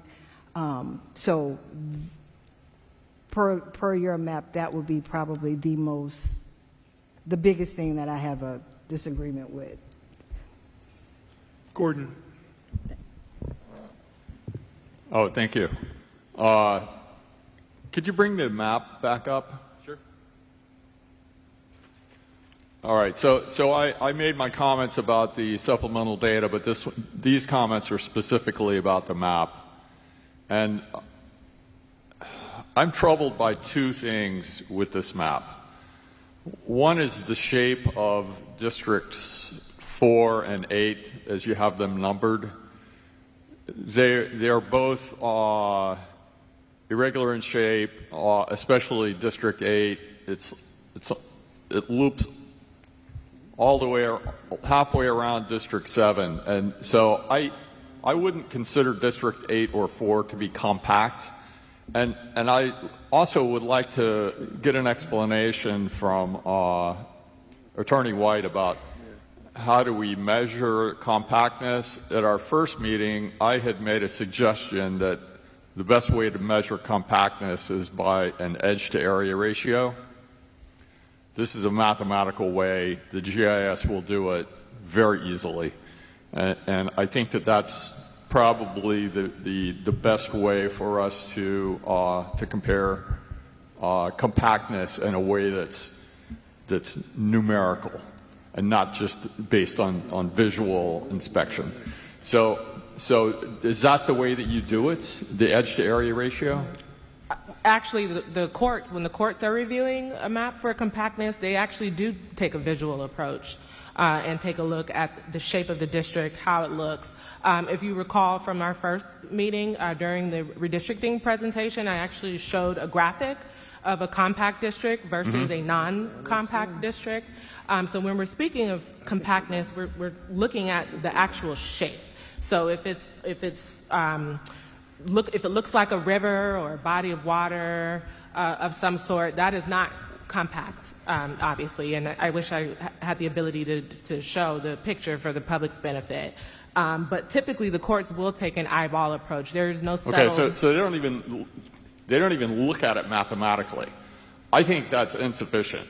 When the mathematical approach is so easy to do and so specific and accurate, there's no reason to base compactness on just a visual examination. When we have a mathematical way to compare it, it's very easy to do. So I think that we should start looking at compactness based on the mathematical ratio of edge to area. Okay, and I think that this map kind of falls apart with districts 4 and 8 in that regard. So that's my first comment. If I may interrupt. Hang on, let me just be clear. We are out of our 15 minutes. I think we've talked a lot about this map. Camille and I have no issue with an additional 3 minutes of conversation, but we'd like to develop a discipline as we talk about these things because there are going to be meetings where we've got 5 and 6 and 7 maps. So we've got to tighten ourselves up. This is the first time, and Gordon's raising good questions, and we all have good questions that we need to take up in the process section. If the answer is, I don't like it because it doesn't appear compact to me, great. If it's, I want mathematical numbers, great, we'll work on that. But as we're okay with 3 more minutes unless there's an objection, to get any kind of final comments and a final summary from Mark. But we need to develop some discussional discipline as we go through this, or we're going to be here till 2 and 3 in the mornings. Yeah. So my druthers would be give Mark, Alejandro, you're on the list. Jimmy, your hand is up, and then just give Mark a minute or 2 to summarize. And my suggestion will be we terminate debate after 3 more minutes. Does anyone have an objection to that approach? Okay. Will you set it 3 minutes, please? And Alejandro. Just a brief comment. Again, I appreciate the work put into this map, and certainly it drastically changes the composition of Orange County. It triggers a lot of changes. I can speak to District 6, and I'm going to expand upon it right now. You know, I'm noticing, for instance, that the iDrive precinct, which is precinct 616, is moved out of iDrive moved out of District 6 into District 4, yet it only has 4,000 residents, but that's an area that employs roughly 75,000 people. So I take that into account as I'm looking at it. But I'm not against this map. I think it's a good starting point. I think it's something that, in my opinion, could be moved forward as we continue to discuss it, because I think there's some validity to some of the changes that are being made or proposed by Mr. Arias. All right. Jimmy, did you want to give remarks? You're not lit up. Briefly, the only thing I would like to bring up is that this is a map that we could. The joke used to be in District 5. What does Christmas and Bithlo have in common, Winter Park and Maitland? And the answer was no, nothing. But they were in the same district. And now we're going to say, what does Avalon Park, Bithlo, and Christmas have in common with Lake Nona? And the answer is nothing. I'd have to agree with Gordon when he says, and he's right, it's not that you continue the same road or anything like that. Realistically, we have other maps, but we need to take into account that they have the communities in mind. And basically, that's my basic objection to this map. Thank you. Okay, Mark, you've got a minute to wrap, and then I will look for a motion to approve moving this map forward or rejecting this map in the process. And I want to be clear for the public and those that are watching, since this is our first time we're doing this motion. The way this process works is if this map gets a majority vote to move forward, it will move forward and be held in a file that says approved maps. If it does not pass, if it does not get a majority vote, it will be moved to a file that says rejected maps. Anybody can always go in and pick up those maps, copy them, make their own map, and change it, and own that map if they want to use this as a starting point. But just because we approve this map tonight or disapprove this map tonight, particularly approve this map tonight, it doesn't mean this map is winning and that's going to be the lines. There's going to be dozens and dozens of maps that move forward, and at the end of this process, we'll narrow down, scope down to 2, hopefully, or 1 to present the county commission. Mark, do you want to give us a wrap-up? Sure. I made sure that this map numerically matches the 2020 census, and I worked forward from that position. As I said before, just so you can see it, I think it's this way. I hope it's this way. Doesn't look like it's this way. But my point is that no matter how you cut this map, numerically it is a sound map. And I understand that it's not a perfect map. It's a starting point. And honestly, I think it should pass until there's a better map that comes along. There's nothing wrong with the map in particular. I understand the objections. I don't miss the objections. In fact, I'm working on a second map. But for the time being, I think that until something better comes along, it's not a bad map, quite honestly. But that's it. Thank you, Mark. At this point, I'm looking for a motion from a member of the committee to either accept or reject this map. Bobby, you were first in the queue. Mr. Chairman, I just want to thank you for your comments moving forward on, structure and process, because I think that's critically important as we move forward. And Mark, I'm so impressed with your tenacity, your research, and being the first one out of the hole.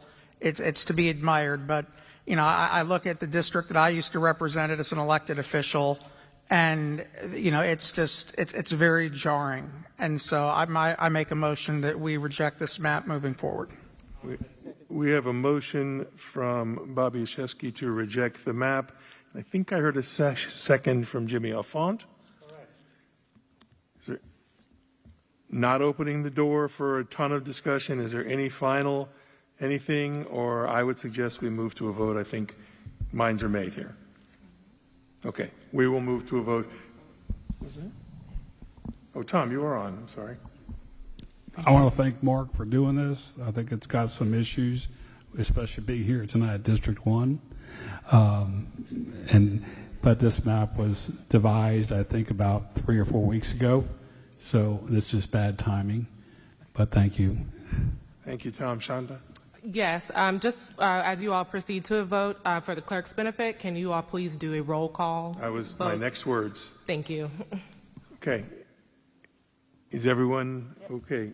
Question has been called. Clerk, would you please call the roll? Would you do it by district and then end up with mayor's appointees? Yes, Member Bobby. Member Johnson. Member De La Portilla. Member Kilsheimer. Member Arias. Member Collin.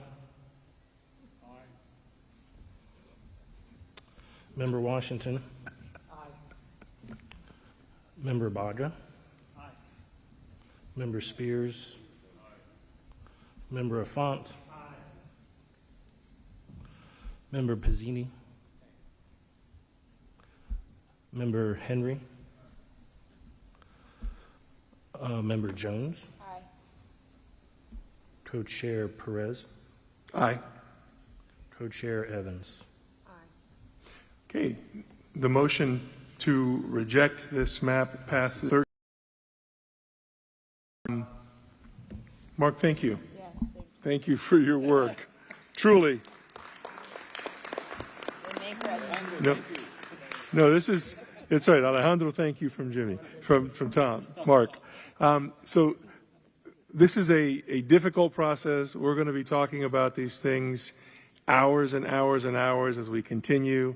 A number of members of the public said that they were working on maps and had submitted maps. I do want to remind the public that if you have a map that you have created and you want it submitted as a proposed map, you need to get with one of the members of the committee to make certain that the map gets presented.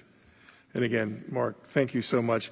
We'll move into our final discussion. Does anyone have anything other than procedural that Co-Chair Evans and I are going to have a meeting with staff over the next week and talk about a lot of the issues that you so properly raised? Mr. Chair? Who was that? Oh, let's see. Go ahead.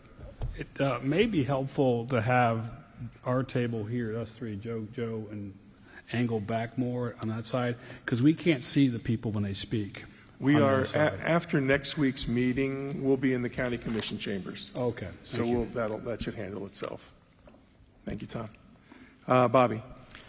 Just a quick moment of personal privilege. I just want to acknowledge we have a celebrity actress in the audience tonight, Reagan Olszewski, a second grader who's well past her bedtime, but she wanted to come up and see her dad. because she was too young to remember me as a Winter Guard commissioner and a state rep, so this is as good as it's going to get, trust me. And thank you to my wife, and thank you to Commissioner Wilson for giving me the opportunity. All right, that is fun. What's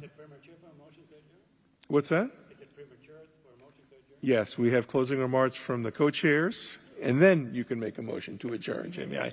Robert's rule says you can make it, but I'd appreciate it if you did not. Co-chair Evans. Thank you, and thank you again for the residents of District 1 and beyond who have come. I, too, share roots in this community. I'm sitting here thinking about how many games I've brought my children to this gym, and so it's heartwarming to be a part of the conversation about how we're going to move forward. But I would encourage you all, when our next meeting is. It's the 30th, a little ways away from here, but also I would suggest that I ask you to reach out online to your friends and fellow community members. And when you're talking to us about communities of interest and the communities that you feel aligned with, make sure you all are having communications across those different communities of interest so we can hear from you all collectively, not just one particular, because 1.5 million people live in a whole lot of communities, and helping us continue to be aware of communities of interest, I think will help us make our future maps even more tailored to the different concerns that have been raised. But I just want to thank you and encourage you to please remember to express to other people how valuable their voice is in this process. Thank you, Co-Chair Evans, and I just want to wrap up and thank the board. Look, this is a tough process. This is not going to be easy. We're going to attack each other's maps and say, what were you thinking, and all of these sort of things. But the spirit of the committee is wonderful. We're all friends here. We all have one goal, which is to do this right. So I very much appreciate the tone and the tenor of the comments tonight.